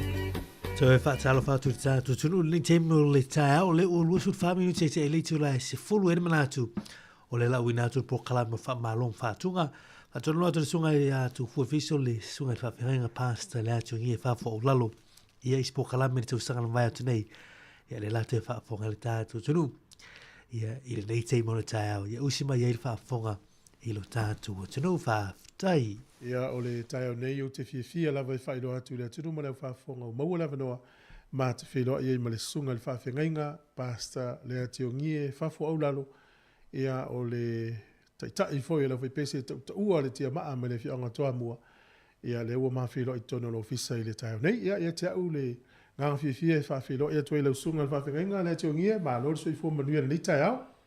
Ia, ma lo fo i le soi fua manuia i lau sunga le au tu fue, ia e le i whawina ta po kalame, ia o se anganga whawtai, whawhilo e tuai sua whamalu Jesu Keriso, tātou li whaola. Ia, i le pa ia o le whawhonga sa moa, ia mai ai ona tupu o nei, ia, ale ngā teilea, ia, pa ia i malu o tō whinga, ia, i Samoa, ia, me se fo le malo se nuu, ia, i le tūpulanga tala wau, sio lava i nei tātou whanawiti, whawhila fo i sunga i whawhingainga, ia, mō lātou whalitua i so se whata, ia, olo o whanono manu au ase manuia o Samoa, ia, whatalofa, i ni tai a fou. Ma lor soi fua, ia, a talofa fia la fo ni tai au tā whiloai, ia, o lewa fo yaso, ia, le tiongi, mana tua lau sunga le whawhenga, ia, ia fo i o lau sunga fo i le tūlanga o ainga mawhioanga o le pa i tāpur kalame, ia, lau sunga fo i le whawhenga, ka whawhtai tele mo le taimi ua e whamanoina tā te whasoa i le tātou por kalame le o le whamano mo whatunga. E ala foi lau tautua pese i le tunu. Olo iai foi isia wa unanga pe o le tautua i le kalesia i le tua le kalesia. Ai pe o le porkalame le taio ne ia wha au tūla foi. Ia i lau tautua pese foi i le mamalo le tātou tunu. Ia ele lei pe la vatua e iai la tau foi i fau foi. Te lo si le fia uma ia ele lei pe wha ilo atu foi. Ia pe whaina e pa i foi wha iloa na yo a inga foi e misi o afio anga ne te ue isi afio anga misi e te au ana e te fia whailoina ma le whaaloano. Ta tai mo le whausili tu fue ia i le nganga whaaloalo ia o ingoa ia o whafo au lalo. Ia o le awhioanga ia o toa mua i whaleata. Ia o lesi o pito o lua toa nuu ia malauri ia pe o lesi o ui tu fo o lo ni tangata. Ia e bi ele li. Malo whaftai. Ia, le tūlanga fo ngā luenga lo ngā lua el temi nei. Ia, te lola ua sila fia fo e le atunu. Ia, lau sunga le whawhenga. Au te manatu. Le whasawina o lau teimi, la tāu sa o loi nei vai ngai e au pe ona sila fia. E mawhai ona e sau noa e tau whaamatala le la matanga mainga o le tāleni. O le a tonu le matua o lau soi fua. Ma le vai teimi na amata ina e taulangona o lo ia se mea alofa le o tu spese ia te o. Ma alofa tai tu fue ia mo le whaafonga po il tatu tunu ia atonu ele o se teimi mo bon nei. Ia mon. Ai o le talingi nei e mwhainga o whapea tu fue o whanga o mai lava ma. Ono le tūlea e ana le ai talingi le dolo tangata whataua. Pe o i la ulea wa ai i le anga lema le lofa o le atua na ia amai ene mea lofa moa. O le tausanga e tasiwa fitu lima na a matai naini o fai pese. Ia i tonu lava o sio mātou a inga e eile i mea tau o fotua anga. Ele sio mātou a inga sa le. Yo ila e sa a mata ile ta lingi ma fatu ina i te leo pese. Ia la lengo fuanga lea e kusa o kaia e le sami se wane le o ingana i kele inga. E ila ia tunga maupo o no tano sio mātou a inga o ke mo le mau. O ia la e kusi e kele o pese. I so skemi. Ia ma le mo le silfia o le paia Samoa. Ia o le tausanga le na amata mai ai. Ia o le ko kele o sui o ngi o hui pese. Ia ai pika iangi. Ia kai rua kausanga malanga mai fafo. Ia isi kaimi ma ko malanga i wila. Ia pe ko kausanga ma ko iai tutuila. Ia pe o le kele ala o isi pese nga faku mai i kukwila. Ia e sa koe o mai loil tu e pi. Ia ma toi pue ai. Ia tele o pese, pe la o pese ia o Salomo. Se ulo polonga ia pe pese mga kusi wila. A kausanga lava ia le nga makinga pu tu ipi. Ma fa vai lo foi pese. Se yo o mai ala i ke mile o ile balbutasi ia ile tangata ia male songa ia yopu panga mali yo ia masi usola ia fale ia pe o ila ua ia sa fa o wina mai ale kia maasi o mai ainga o malanga mai ka siwa bal ia fa o e la ko usalanga nga le ko ise pese ko kusi ke mile ia o sawa o via wa por kele o pese ia wa sa kusia pe tu foi o le ngaluenga le o fakpe ele fengo fi ia mon so la wa le ngaluenga po full time le sa u finga luenga ia e usu mai ia tanga tai ngaluele ile au ia usu balbria mala kikala o ke alula i ngo fanga le ia ke lo fo se fasingonga tawo tele morngika le nga mo taling e mo oi ma fo fonga ia mon ia faia si nanga le leo le kua wa ke le pa wala me o le kusi pa ile faki ia pe o nga yengi ke mi tu foi pe o le tasiba fikuri malanga fa vai no pese e te tonu i lo tupu ai tonu se o ainga e ni si bo to tu ama ni si matua tu sa ye tale ni le au le yo mai ate oi sa ye li si o so makua ku sa o ia tuli matala o ia la lisa fa ia fa ide mo ko ko lo nga kai sa lo po le fiku tolu le fiku fa o baila o ia le kele le le pe o lo uso le sa ia le foi pese le amata ia au o maliula ia pe ia le nga maka pese mai ia ai kusiala ia o pese ia eu foi lo uso ia o le sa ka wa nga sa ia ai fa Sofia le maho fau ie e kusi pese ia mausua ele e si uso le ai pe o lang ka lengi le le ke lang tati tala ma ia o ke vai un kusi se pese ia ai ke lang uso le pese Elvis ia so ia ile fa ile ma ko ko bolsa ia o ke va ia e ka fu si ia ke le ia o ele termina le lo maftanga monsieur uso le vai termina o tasi va fitu sfuru lu mai fa solo me lo fitu lima le na mata lo na ia te oe lava ia o ini si sa e vava ai na vai tau ni tangata pe pese ile na vai tau sa pe sa fa o Sofia o te na i tale ma ia si sa ile sa o pese le an kai me sai ia o pe nga mo le ki ken kai me sai ia o le pane tau le ola ia ngai pese anga sa ka fa ngolungu mo ye i ngā kai i nāwai taimi ia o le makurua makulanga e momore kikia makurua ia mātou ia pia ngai pisenga ia sa lui e fo ilo tangata ia o kamile o mukua le leia o le kāia vi eleli o mukua i le leia o lau tātā i kala ia male ukulele la ia Bale la au hoda le mikuringi o. Ia mikuringi. Ia. Fafika ia le li ku foi ku sai foi malau fa fisidi. Mano, le la polokala i pese mtingo pese la ta se e mela le oina o la ta kita. Ia e pe ngo foi ku e pe o kaling ia ku manga ku pe ngo fa nga ma o ir kaling. O. Onga ele o o se a ola ua ai isi uso dia ele ia o foi ele uso dia wa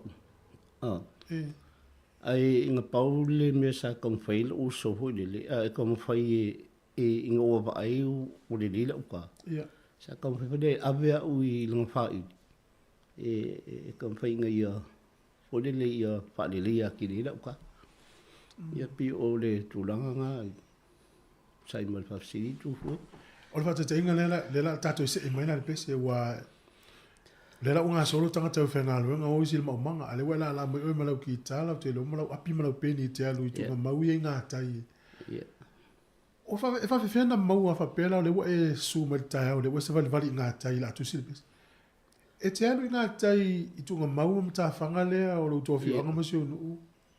O lau i ai lo mawha whau po lo fina ngalo le topic po le au tū o le atu sianga i se pesi. Pe fato a mau ai o ina o e sau whai lalo matau mawhai mawhau whau le pesi. E kai mo fa siri.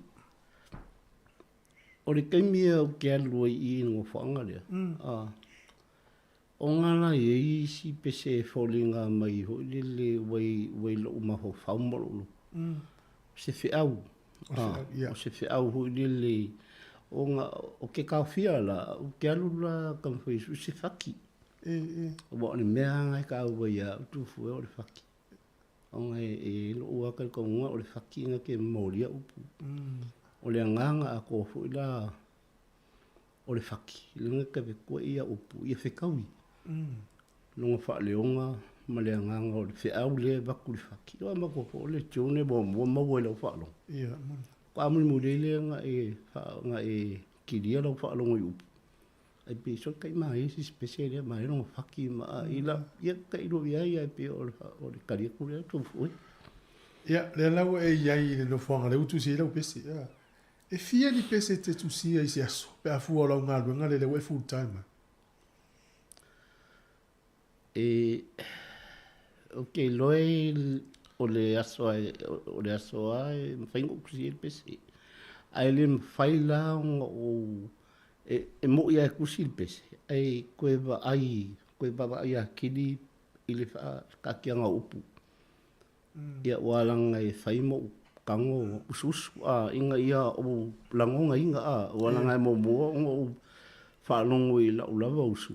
Pe o le alo feelings po le alo o langonga leo kango kusi le pesi ma whaiengo o whaaleo ma usu le pesi. Ia a whaila o ke uso ku le pese ai le o whikawi le upu. O ke kama whai ia i ise si upu. E sui le upu lea.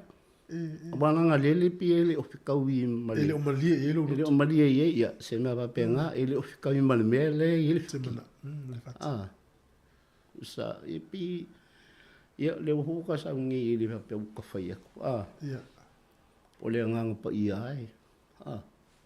E muri mai le ke siango ma pi fa pena le nganga o fa pesi wa ia la fa a tata vai le le tele o pesi le tu si ile time le na wa le wo su ina le tolo so fo e tata o ila is time muri o le tele o fi auta wo le tono pesi e fa petania positive messages su sala mai fi auta o pe le pesi le na o so la mo ia pulele tu me uma Nasa ai filo mai ai to tonu le nganga le to tonu tu singo pese fa solo mai le taimi le wa o mai le taimi le wala mina le so ana fsi le va per o le fatunga o pese o le alme mo fatu es fatu mo le tali pe fati mo fo yopu pe so e mo fati se fa solo mai le matanga ina ia tau fa menino la ilo wai Faki se angalua se ai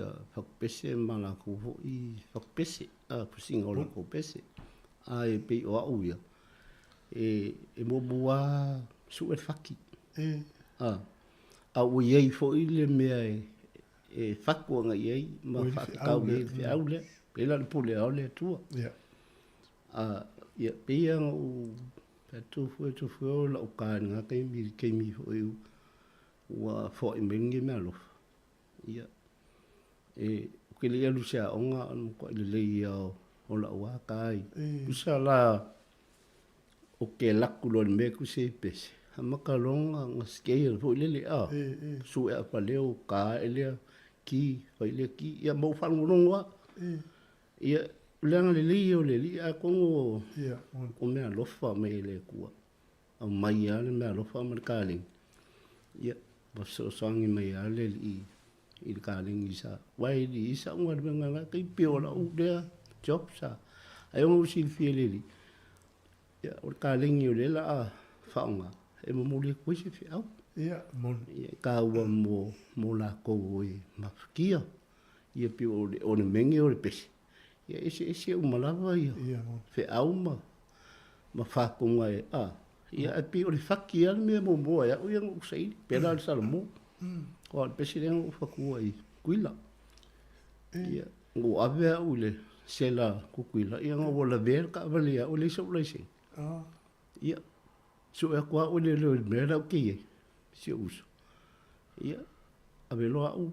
Ia, kua ua o ale me ka o le. Ka luang kala ku polu ia, ka maho fau le ainga ma. Ka peso le langani me, e le anga o le ngofo i. Ingu ese ia o le, ua mangkua le ainga. Ia pi o le, o mea ngā renga u whakua le pese. O ngā ua ese la ngonga ia u, angai loa ke le whaia. Angai loa au ke le alu i. Ua usese e ma u usala mo. Ia ai, ia, o upupo ngā pese. Ufu e o ale. Ia, mon. Le ngā leima le lo whao le, bua le nganga makalengi. Le ki o fo e whamea sua o kangua. Ia, sa o le leia. Aua le, ngā inga kālengi. Malo, e umatau e ili mai pese mo mena fatu ai. Na fatu ala i to tono no fuanga le pese le peto e sa utua fatu a matalo na fatu. Fatu ala i ngule o whangai kua sau ye. O i ngā sa mangofo i mare o yupu. Ia i lona anti. Sa mangofo le i a makamwhai ai a ngai pe pangofo mau fu isa. Ia pika yange i o le kusai foi o le kalile. Yang lima lo fo le ku ia ko fie fo i mai sa mo a kongo e fie fo i mai al ka ku sa mo ko fa o ka li ma mo ongo sa mo ta tu sta mi da besena fa wa le ta fa so ole o ila na to na amata fa i le dia ma be se temi na pese mo pese na o fa to fa i li pe na amata ti ma ano le ka ko fo i ku ka siva fikulima o inganga a makamele fi pese ka sanga le ia o wa mas kamali mo ya la o kasen le ia mo de seli mo samaeli ia ai me seli fo i kasen le o le ofia markenye ko kas le ila pese sa o a makaila fo pese nga so ai le i o mai ke mirenga o mai wa ka siva fik a makailonga pu e la le makopukana mo mole i le tue pi ia so ia o ia i fusi inga le o pet ma ia ma toi tu e peilua ia marko kele ia masi kamari le ngai matangi sa uia langa sa pu inga kele o pese kwa ia so inga kikala ia e mangi ia le sound pu ia tue pi nga vai kai e tau mana tuala lau pese mo fatu o le pese ngā o le pese fo i kamai kai. Ia, i o roho ingi bio o. Ia, ai sa. E pe ia lae mo ia pese a whakua ia o le pese ka o le rosa o i vanu. Rosa. O sulai, e si o usonga wae. O le whakilanga o whaonganga o le whakiho i le pese a Elvis le. Oila ulosa o i vanu, sa uia ina whai maia. O so mana pese ia so ia ngani le ia pio ngai pese mai se pese o le bi o ma konsinga si i makokua ia ma ke da wis pese ma pese la le fa kuanga ia ka vali le fa anu ngole tu pulanga se tu ia le ta alo ile au val ia pio ngai pese nga maka me la o fa pese o pela o isi pese ia wa lang ia mai nei ele ia i tonu li pinea ia pe wa ke milenga nga so ele ia le ofa pe o ke milanga la pusa mo ko so mai wa o le lo ia was wala kwale le ofa makangi ma le peto e pi ma le ko ye mal ke le o pese nga wa ia ele ta o tura ele fatunga na o pese le o la nga full time le nga lu e fatu pese na ye ni lango lo wa inga mtata lo no fatu ta inga ya so ye isa mo sa ile mana tu fa pe ata o tu te metio la kapi mis tu na me fe wala nga na wala nga na me ai fa penal ma fo pe swinga le wende o manuia isi a inga ila ka pia ista mai timo o la talen pese sai se la ko lo ai nga pesa le fi le fa du se lo taimi fa tu nga na me ai la le fenga no ia kai mo fa sili sai ia le lango asi o gainga oi mana ia o ke olo i ngofanga le a maka fa ia kule ki wa me ai e lango asi o gainga wai le mamau wale se usola le monon tolua e ngofua ia e va kwa me ai o vai ia o so nga ia nga I fango bai di mai ku ia e piu o le singala o ke mingi masunga ia pisa ka u maka mai ka le ia le ka fa pe ka sa ole abi ele ia mon no winga la o tele o isi foi pese fa tu tuila e pena e tau manatua ni whātunga na e whatua I tutuila. Pea leo manino nei mana ongo sala mō le spese? Ia. E whaia si kele ua e whakua ho le pese o le vi o whangikua. Oi, o. Ia e. Ia, o pese voi lo so sfina kusi kupuila. Ia. Ia, ma le pese lo sala mō. Ia. Meisia pese... Kele o pese, ia ma le pese la le seulo polonga. Tutuila tu si? Kuila kusi ai. Se tātara noa lo na pese na a matai. Ono le pese na le wolongo ane I ta maiti le vai tau. Ia, whaskai tu fui. Ia, o ke minge mong ia o ko kele kupulanga o sua. Ia, pauanga le mea ua. Kele anga avisi ka unga upu ma me vapenga. O le alawa e mangingo ale usungo al pese lea. Ia, al pese lea ia. O ka whaunga ho ia e ngā kaimi kuila ia. Pi, ia, kere pesa o kara kukue ranga o. Ua umaho I ngā kaimi mga aso e peha meri pese o mawai aso. O aso ngā le lei, ia, o kaimi ngi ia. O le pese kusia I, ia, ongo le me mungia ia sa kupu. Ia. O por pese o kele, o pe o kifiaku ia, o le kasingi o pese ngā interview ia, o e pēt mamai. I le kaimi ngā e mai, wai ngā mua pu e kuila. Ia, ai o mai I upor. Ko e pu e ai, a pese o leva ngā, anonga ia. Isu tuila. Kuila, ia maka ko foi wai e maua kua I ngui o ali paka. Pio pese ngā e. Ia o upor pese, kwa ilo I. O ke le loa, a kongwa o le sa o kusia ngai pese.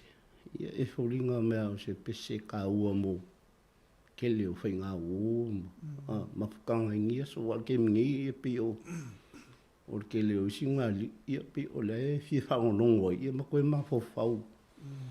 I le amakanga o mafukanga ia ke leo whai o ngisi ia o lai fia na wangi whakunga e vi ia leli. O whena ma wad fati, whena ma wad fati o pese lea, o ki tala vo ia? Ia, o ki kala vo ia. Pea e, a e ngofongi mai ma fofongi ke mi e le yangi, whaki pālangi vo i o ka mai e loa i se whaki pālangi ngi whaki o ki kala. O ki tala. O ngai, o fue de mwhaingo u whakua se kala ai, o le anga le lei o le ki kala. Pi e ma lie ia ia ngo la ka ringi ki kala. Ia mon. E se keimia o ke ingeri ki kala. E ma lie ia la whanongo e fou. Pi se me fou wele le Ia mon. Pi a le wha mai kusilo. Da sau langonga whakia. Kusilo. Ia. Pi o le, o ki usika ia e la whalongo ngā huile le wai, so se mea e ke pe, e o whurikaka le kāpia. Ia, e kaka aia ia ngoka hui, mawale I to taxi o le, Ia, mon. O le pese, ia, usilo ma le pese, o le ngoka. Ia, oso I pi e le ngoka, ai, pi e fua I le whalongo. Ia, ma le, so sangi mea o le li kāli. Ia, usilo le pese. O le pese le ia o le whaki anga o kango. Kusa o se whaki hori le whaingo whienga. Ngā maua. Whaki whaingo whi. E le ingi a whaleo. E pese le Ia. fata. Inga fa leo pese le e voi pese fa leo al fakile. E pi e ba li fu li la ka ingi ku a. E alu a makabai la lo ngai lunga ia. Fu li pi a ngalu fu li. Ia. Ku foi le penka ku fa makala le le anga le lo fo le ku ingi me kaling. Sa. Ole e peila fuala le fatu ile fia se furuta usanga talua. Tu fa sono mele na tatale tu ipi mele tio yaso ia. E tatala matua to no. Nga fa no ngoi to mai. Le la matua e tato to mai ti salait. La ua peila ua malili ua tu nei matua ma matua. Ia le. Ole taimina tai pese fa mai. Moi. Te mana tua si o grandfather pese le atia ma. Te mana tua si o tamai pese le o ve oni ni memories o me foi o te malu o se o ai mafo fo mo ta miti e mana tua yo la to matua o no fa tu ngal tia ma ale sa ai o le pese lo so se fina ala le tala i tu o pese lo so se fina le vo fa tu tuila o le so fina ia e kai mo la bongo ia o ke le o kan ka o la kusua o le pese lo so fina na kusi o le ma o yo ia salo isa malanga mai opu pe koe fo ia kui ngai ke mi sa opu koe fo ia kui la ia ipenga o pakasi ia mase kamai ka i fo ia ngoi aso sfina ia la me o langa wo o la masang ia o la masang i lunga va ia ma fa wo lang ia o kusia ile pesele usala lo ke kusia ho le fu el tala yopu la fa fu el kala yopu ia como faia inga ia fa kingo le kusinga le pese i se bebo le soangi fo ia yopu ia i upu ma le langinga le pese inga io o lo vika ko o nga ia war ko kele o sia o ri fe mai ka ia ba se lo pese so kele nga ngofo isia o kele ke ai uma ia o ke le lo po le ale winga o kala ia kusala e fue lungo upu ia ko ngo isi pese sa fa nga fo i kupulanga ia mo le awing awai nga ba ke ia pa hapsanga fo mar kausala po se ka mai ka ia pe o le winga nga ringa kusi le pese so sfina e la se upo le fatu yo puya ele se do pule ala ngai ele o winga moni so spina pena watua ma yo mana ia ia e makeng fo mo ko ma pusia ale o fakki bo ngo bo ka mi ikita e vai dal ta ua te lo pese na le langi le ta ua le al fiti le ta mi lo langi ato ma yo su pese na mo si lo so ta inga mele ina le lo no su ina pese ele ufu ele ia me con le ka le o ia walwa ia langi ma pese ia pe ia sanga ia sa ele taimisa o ma fo e pe lo ia ngi ia ai bolo ia fe mele ai le fainga ngai suwa ku ngai ele le fikile e ma fainga e alu ia wo ia sa wili wala si o so ia wo ia ka no mai ke le ku pe su le lo ia ai ke le ngo ku pe le tangata le ngo wo pe so sfi te le po ona i lo le wingo pe se ma ia e le lo e le ke ming wal ko samo ai pe ku ku sikia ali li le o fiki e o fiki lo ne ia o wal wala lo ia fai e pe sang kusi ka o fi lo ngo swinga pe se i kai le fo ia ele i so fa ia kusi ave ama mau pe na na o lo le i le so na ti wo fe lo ia wa po ila pa wa le ngo lo ko yo le ngo lo ia nga so i vai ia ma ko fo le RSA o ke le ho yo pese nga so le RSA ia pe yo le me nga le yo nga walu ia ma be fa la yo pu ma o diske mi nga ia kam fa ia ku nga Casey o kuai wa ka ko pe ole tato e fo ia tua i le vanga le e pe tate mai ma fo fo la va tato i e te mi alu na o i se me tu fu de talo ai i lo ye me tu fu le o le wo po ina mai ma fo nga ma po pese ma O ni si pese na tu sia no fuanga le ngā tai ane o toa mua ele. O e tau maratua nei taimi le tongi. Ufue mo rap sili kele yo pese. E hoi pese le lo umatai. Lo umatai. Lo umatai. Fa fonga lo fo mai. La. E foi la pese le wa pese o mau I kusi ai. E o foi pese le mi sa biti pese le se mea whaingata. Mafukanga. Le va pele siong longa ingoa mai mauri mafukanga. A o pea au e whaki mai. Usa mai mauri mafukanga a lea ua moksia. Ia lewa e kwa. Ia ngā o whawhi kauri. Ele o maua se koa ma se. Kusa ele o se mea kupu. Aonga ia pela o e si via pesele. Le kusi. Se mea a whaingata. Ia. Sa. Ia o le whaki o ia wanga kau fōfua i le. Kusinga upu. E o maa, ia, ke le roi o maanga o le. Ngā mo onga ma sa whiwhinga. O le o kusinga o le pese. Mai mau pia ngā whapea e. E ba ia kui le kangaka lea. Pi whapenga. O me mongi ai o le pese o lai kusi pe i kusianga e se mawhakanga ua. O le kangaka sa pele ia o. O mou aku le ba ai. Ili koe. Ia. Pio I. Ele no whanga lea. O whanga lea. Ke le o pese. Me wharinga mai o le tau pue o mai ngā tai iri so vili o ngalu o le sami I o la au mo me umwhape nā le tau au mai e. So soani mai a o le whatungo pese. Ia o le lawa pufoi wai. Ma kuhuri si mea o le pese e le o se mea o le wakupu. Ai ke kauma whai e kusi o se mea wakupu. Ia. E pe a eva ia kul fōwhanga whai e leli. Ia. E ka ume e ke oe. E whapea o le kioa. Ai o le mea lea. Pua kele o ka mangaku mo ka mawawhanga o le ua. Ua maua mai o ngā o le angiri savili. O le whaki mai o ngā. Ua I le mea le kusi o pese. Ia o le samianga ka ia.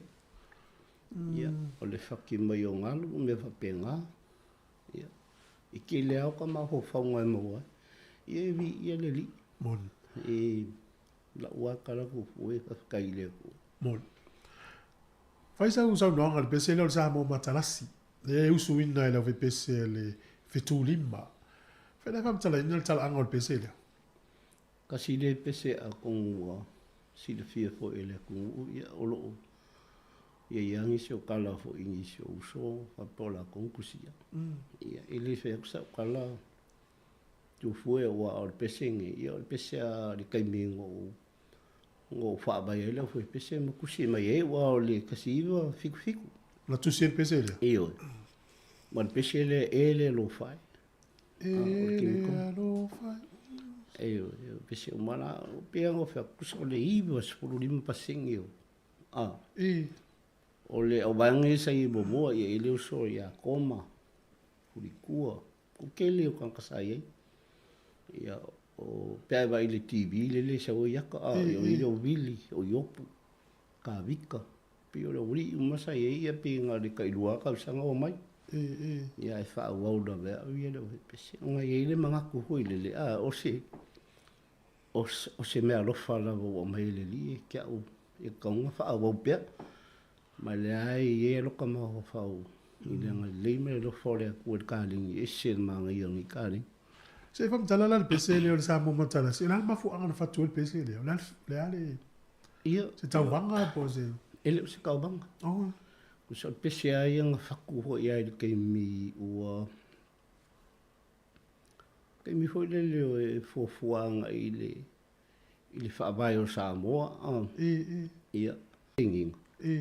Ai pi pinging o le basa sili ku ai o longa long me maka. Ia e pi ka ua kere Samoa o Samoa e whawai le kua. O le onga au o malo e whawai le kua. Pe o le pese le nga pōpua ia onga ua i Samoa kaupulenga malo o whakasi. Te la iei pe a Samoa ke mingi. Ia le huka koa. Ia pe o le ai e whakongo kua e kaupulenga. perkangia me umai si ia kako piu foro ia a ka o fo kus pa ia ku fu ke ma no mali no sunga ya o ngia me ia o me ai ia piu pesele ng faku me ke mira o wang si al pesi fa fena o ni mo le 5 stars le pesele ia o le makumalanga nga sau le kasiva New Zealand. Malangan makungu le Barspool. Skem sa penga nga fa ngui meila skamale olofa. Ia male 5 star. Pem fainga usu pese ia usu spina. Ia male pese le au so mele la ma ko le oki o kikaria. Ia male ai mai si pese. Masamo matalas. Masamo matalas le usu e nga fa ngui meila. Ia ai sa fo email ba nga ia me fa ili ia sa ma ko fa nga fo ngila ko pende so soangi ma ko mala pe nga i ba nga ia nga le nga fo ku ma ko i fo ila ko nga le ia le sa fa ngui e le pe da ke le o se fe pese ia la o se ei mo si mo ia la o pe ia o la ko pese so matua i matau tia o le tele o pese ia na e fatua le ua. Ia. O le si, o le, e le se pese o pese i uta e usu e le fatu lima o la tau suia ni upu. Ele ai la. Na e fa o la. Fa o nga nga amai e upu. Ave sa o e. Ave sa o e. O ke mingi o isi pese pe la pese le o le. O se se po ia upu o pese le o le. Tate moia la e loi mata.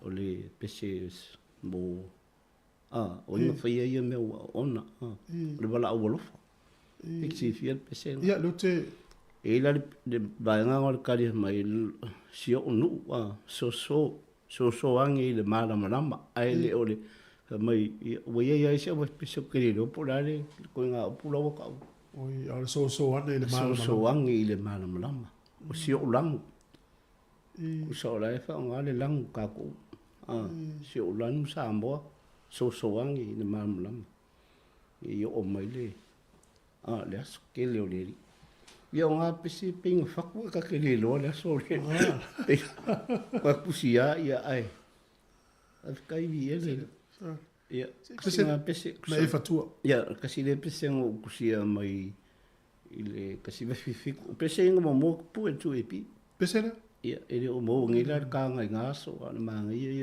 le songa ke lo ko ke lingi si o e fa fi se fulu de tal pese le ale futo tailo ni o pese ne tu si pese le se ia o pese nga mo ka ku spesial nga o ku spesial sa o so o le tama tu e te tala le leina pe se CFC li mai ai se pese le fe na tali atu sunga fe fiau ia marielo lo fi ngalo ia o fa tolu va lima o fa ta se fe na e fe si lima ia ole o ale si pese o ye ni fi auta o fo le tonu o le o ilo ale le tangata la usunga le fa fenga a te tau na ilo e ke le a pese ma tu ile fa tau le te fi ato o tau mai tau fi ato pese na fa tu ke msalo ke mi o ba ku mo se lau ia ke le nga pesele o pu e isi pesele o pu e o bor ke mi la o ke ngo fo ma pese ele pu e ia o kama ho fo wa o le nga yuso ia ma o si se ai o pu ia pele ro he pa fen ko e o ngo le o bala o le li a nga nga ai le pesele pe o fe ku le va pe a o so ele la ma ko le o ki o funga la au kadia le bala au kasi nga pisika o kele na le tanga le pesen ni oso so ele la o fifi o le se sta la o tu o le o fo ke fa kai ai le ko pa ko ma ho fa ka o le bala au le ko o fusi pesenga i o ke fai popo i ko eu kan mo fangua ia olo le ke au po mai o kaulo mo ho fa u le bala au le ku yoki Ku foi o ke mea ka ku wala ro ku la su nga popo fo in mo fo ia mo fo lo ila lo mo kusi e te alo ma vela u api mo pen ai fa fe o ke lo mo wa mo api mo so se me te yo al final o ke lo wa foi la a mo ma fo mo upu o pese wa isi faki e mo wale faki o ke lo mo ma fo faui isi fa au po ke longa e ka ke loa o upu ia o faki a wa apa pe fa ngol fa ngol a fia faki fia ia ka kau foi nga ave se fa ponga e fia ma ia pe o ai la ngonga pe se langa le pe se a so de la ko le ki ana non kalinga o me uma ia ka ko lo e makala mai ale le oki o le ku mau le vala o le ku ia afa ia e kali me afa pe ka ku ke le fai finga le ia ka ko le o ka ku le kali inga le vala au se vala au wa o le oki o le ka kai rongi ka sau kai ka wa ka kiri fe ka puspa ia mo ia ki ku puspa ia ma le lo ia e ka kai fa tai ai le ri ia ko ngo le sa so ni no nga ke mi vala wa a maka mai ai skari ia le la vo o mai na vinga fa nga le ku al pese na le e uso ise o pese va pe o so elela a le o te fa o te mai tau o pese va pe a o so a ile ai la batanga ia se ke le sunga ke mingi ke le kan wa ko ke la o pese o ko so a ese nei ana e matua ile mawale winga moni a tu ile ai duma ia e te le yo le fauna mai e vela le ta o tato upu mo tato mo tu si la te suia a tore winga o pese ia a le na mau e la fainga popo ai o la fainga popo o la o lunga yuka nga amakanga kusia pese o sa fa le o sa loa ia o ho le sia sa loa i ngo fanga la kusia pese sa loa ka le faki wa singa me o le apa pe muri faki ala wa mau se mangaku ma se ma ho fa u se me ka wa ia e kusia ngai le pese o sa wolia ka kale ki kala ka kale faki so e afaleo ia e mau le faki ia pe le faki le so ele la ia kusa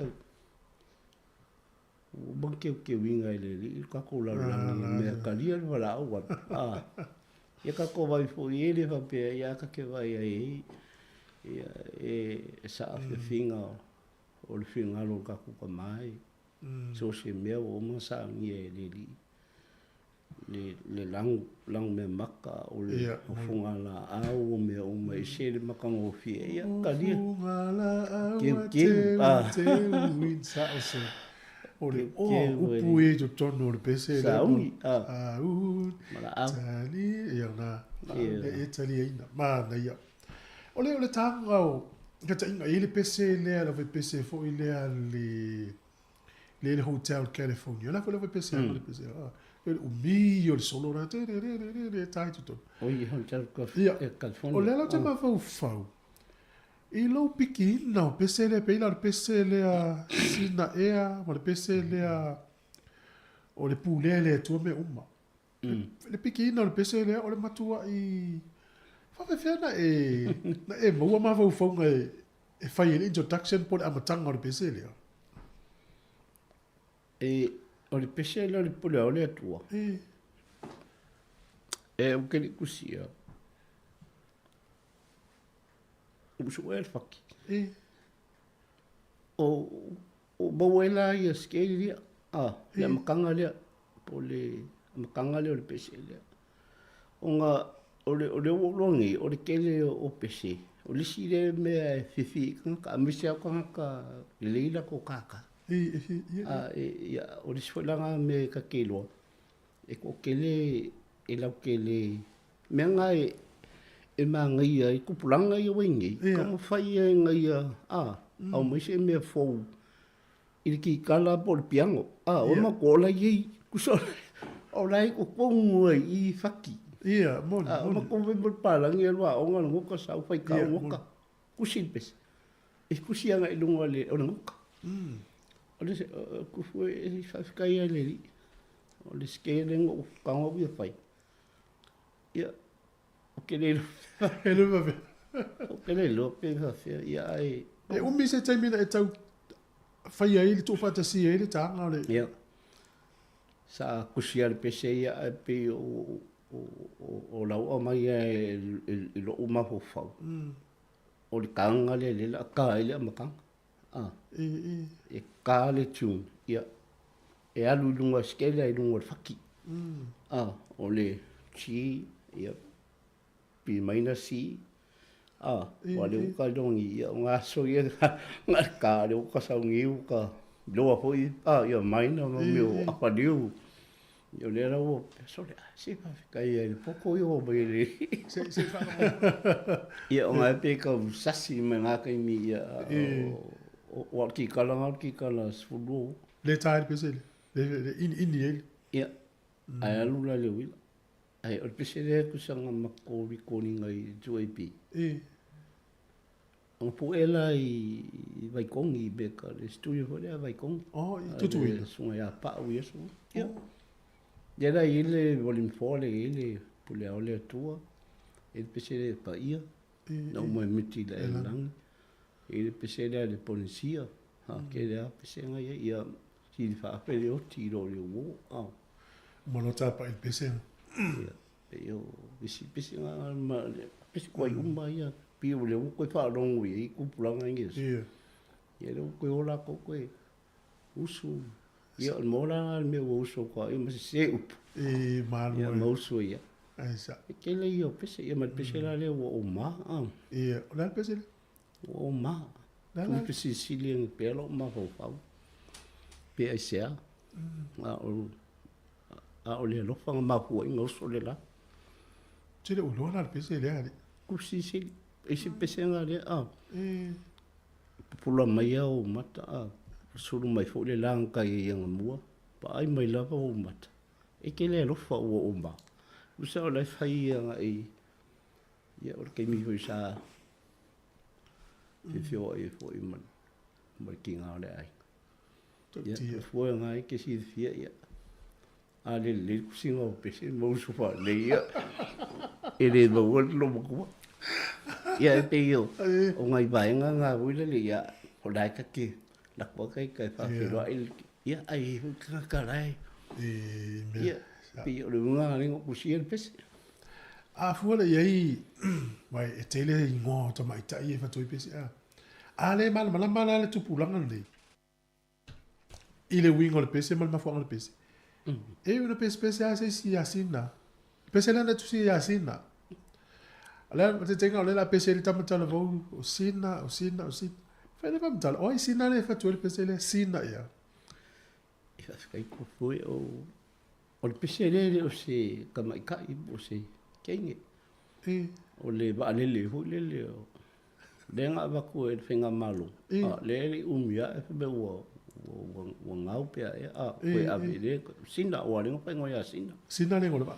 Ia kangora ia bimilo fa penga foi de pc pe folingo mo usiga kama ka ile ia fa ia ngai vale nga lai pe ele le me mulinga pe sa de sound for le piango pe folingo mo va le wo le ia lai ka wa nga ko asina fo I mai fi va ai ve penga nei no la tanga tana vai te mi le wingo le pc po la sa pc ia o tawa o te nesin ele ai tu foi ele ilo se va le lai ka wa o le kama ka por que ngele fata wil fa ta fo ia tu pule le tu me uma e le ta ti fanga ta u len ta milo ile I ma wa tu nei le no la tu fa nga ina se va e ngolo pese le o mai le o le oti ia ile le fa auta nei se tu sa mali nga fa nga le ti fanga le afa pe E ini se tato tunu le mai mo le tana ta o le take home pay. Le tato ta uana tato Samoa. Ia na elu le te mata i le atana na. Ia le i tonu le vaenga o le pese le la mata noa. Na tu so tai ma le vaenga e fa nga se vaenga o le pese le to te fanga. Ia ka kai do fa si tu foi. Ma fa lalo ia o le o ke ile vidi mai o le kompani sa pueleka. Ia o ke le iloa. Ia ngala o le kampangila le apa o msalpia si o le skala kele ia o le uma o pese o le skala o mai. Le langa bala o mai i le pese pe fing fa ngai. E si kamali i fo ia to finga. Ia o nga mo fa lo mai ke a u le vaenga o pasingi. E maua. O ke maua ia pe ke maliela i pe o ke ia o whakule ia whanonga o kui FSC. Si e mako fuel mele o le ranga akoa. O le video rea. Ia o whalole i si usa ia kuwhinga le nanga. Ia kusale kiki anu mea o le vanga o le pese. Ma whaonga e kuwhinga. Ia mo whaile malie e kongi mese kupe mo wak pio lolo. Langa o le la whanga. Ia malie e si uso mal kampai. Ia nga pei mai le, kupe mo le whaonga i. Le leina nā le pese. Ia le leina le. Ia ke lola, ke le i maka ia tu. Ke le mata le ata? Ia. Mo sa whanau ata mo le maa nei e o le. Pei o le suwingo le ata. Le maa salina fitau i tangata i tonu o se whale. Whaifu suanga. Pulu le misa. Le ata la lea. O fitau i tangata i tonu. O le misa la, e tau vaa i le leina lea. Tau vaa po i maurunga leo. A pela. No o mai lea o le oti. Ile le whaau ta pulele tu meu mai. Ia o so mai leo le tangata le la. Na o mai lea. O tau wapo e maurunga leo. O le whaanganga na o le leina na o lau pese i tono le movie. O le matua mana ia. Le maa lie i o le ata. Le fwe lau whaalau loa tu e mare tau take home pay i. O tau ta ua au whaatunga le ati o ngie i le lalolangi. Le ngata o whiawhia ista ma pese maalo le atu nuu. O te ino ta por kala me o le a fai ama su mai vala dia pe ava no e fa wau pe tata no ngai le vai ngo musika ta fa solo to ile le vai ngo gospel music po pe sei o tu si el temine e se pe sei o le fisi di mene tu no ai la ofisile tu pe ya o le wingo pe sei le si li fa file o ti lo le wo o fa si wa o te mako fo va pe o le o ti ma le o la fa fe ngai no tango la usu ya so ya e si li fa fele o tilo le ola. A le la se lo usu ngol pese ya so ya. O le sa o upol pese le. E si li fa fele o tilo le wo. E si li fa fele o ki lo le wo. So le pese ku fue nga lango fa kuwa. E ka wo ke le mo fa nga wo. Ya e pe nga fua mo o fa kuwa pese le nga o le keimi sa ma fewa i e ma. I o le si mene sa mo i o ma fofonga ma. O le wo. Ia le kwa kolongi i ke le inga. O le malosi lea o le lofa. Kusa so si whainga wo o ke lo o whikawiangi pese ma ke le o mawhakanga ma whainga wo. O ke loa so si whainga wo e mawha. Kufue e ia ke mi e whare kongo i mama lepe o nga e maa fua mai o le lofa ia ka koe lo hoi o le lofa le ka ke iei le pe o le lofa o le kua o le lofa o kanga ia pe la ngalango whakua le pese ka ua ke le mo whainga wo pe o ke le o isi whainga wo pule kamai no sui fo o kingi fo i wa pule pela o le winga nga o pese a kau wha ma o ke ma whau i ka au o le pese o nga o so si whainga wo te aranga nenga o whakua sire oki i kele i o nga i kule lei po nga o nga i le pese nga loto au ia e e talien wala au e tamana talien wala au e wala au i o mai ia talo fa malo so i fua Talo pa te fue. Ya, so i fo manu ia tufua a mai tae. Ya, whaafukai i le ri o mana ia whaalongononga kursi ufongo le whaisiau, ka alo whapasta. Alofa lava ia ke o tina. Matafua. Soifua manguia, matafua. Ni tae o fō. Ai. Ia, whaafukai mo le wanoa. O lea nau na ubala waku fo lea o nai mo muai avaku ale whaafutai hoi lea ia o le viinga i le tua pasta. Ia o te whaafutai atu fo i le suma o maua nia vangoa o nai mai loka fo i tuptupua i Samoa. Ia sa te lea taimi fo i lea ka te whaalongonongo ai i whātunga tia maa. Ia leri. Mo ia langa o le na tatou amata uma mai lava i le. I kua o le pā, vai anele, whaponga le tunu. Pe o le fuai tau vo i lea o le fuata malona lou, o le taimi malona me tupuai. O le pese la lea se lo feiva ia so ia o Samoa whafo vai atu lang sunga le feise au matlu suafa. Le pese vai lea o le te pai lea matanga. Te pai lea matanga, ia. O le se lo fia i le pese na o na foi lea pai iei se o le fai unga o le pese o le te loa pei o se mafukanga ho le o arua alu kangaka ia. Ma ia la fai upu pe se mea moni o le te maua le leila vale le anganga o mene o tusinga o pese o le telefoi o taimi e whapea tangata a pese i le keine pe pese i tamanga whapea leo la tau o mea mo o fai unga la pese na le whapea ei se pongai ua lai ona e le tau tala mai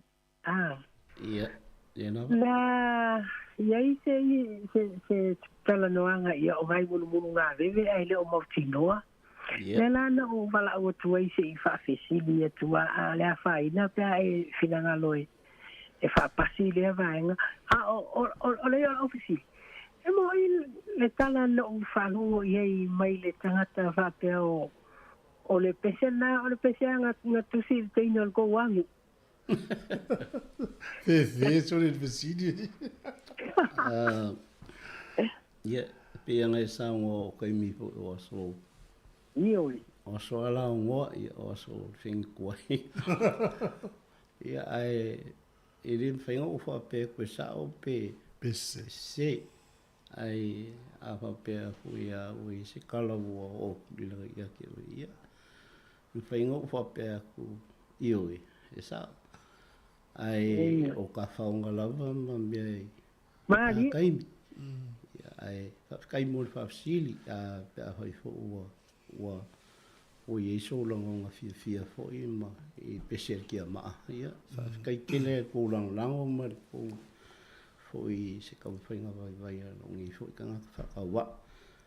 Ia, ke mga kosea mga kawangi wai wala au i uma whaionga whaasoa kuai. Ia, ko ngā lela a kamhoi po le sunga le pule ma le sunga ia ona le wa ia tu fu ia o wala ba ngoi se kai mi lu manga ia ka dia ku le malo ia fa fitai ona le tai ia le e va tu hoi malu i po enga le te nga su e vali e pe yo e mana langa o fai unga u po le pese ne na fai ia la u la ta fa masinonga la taita ia wai ele mafaina foi le ngofo le kengi le si o le si hu ala o fa ile kala la mo ele ka kala mai no na winga e fa ngofi ya e fa se tai no le tai ya ma ya por kala me lo fa yo le fa tu fa fa penga fo ia nga lili o pa le aso ya fa ai lava foi ya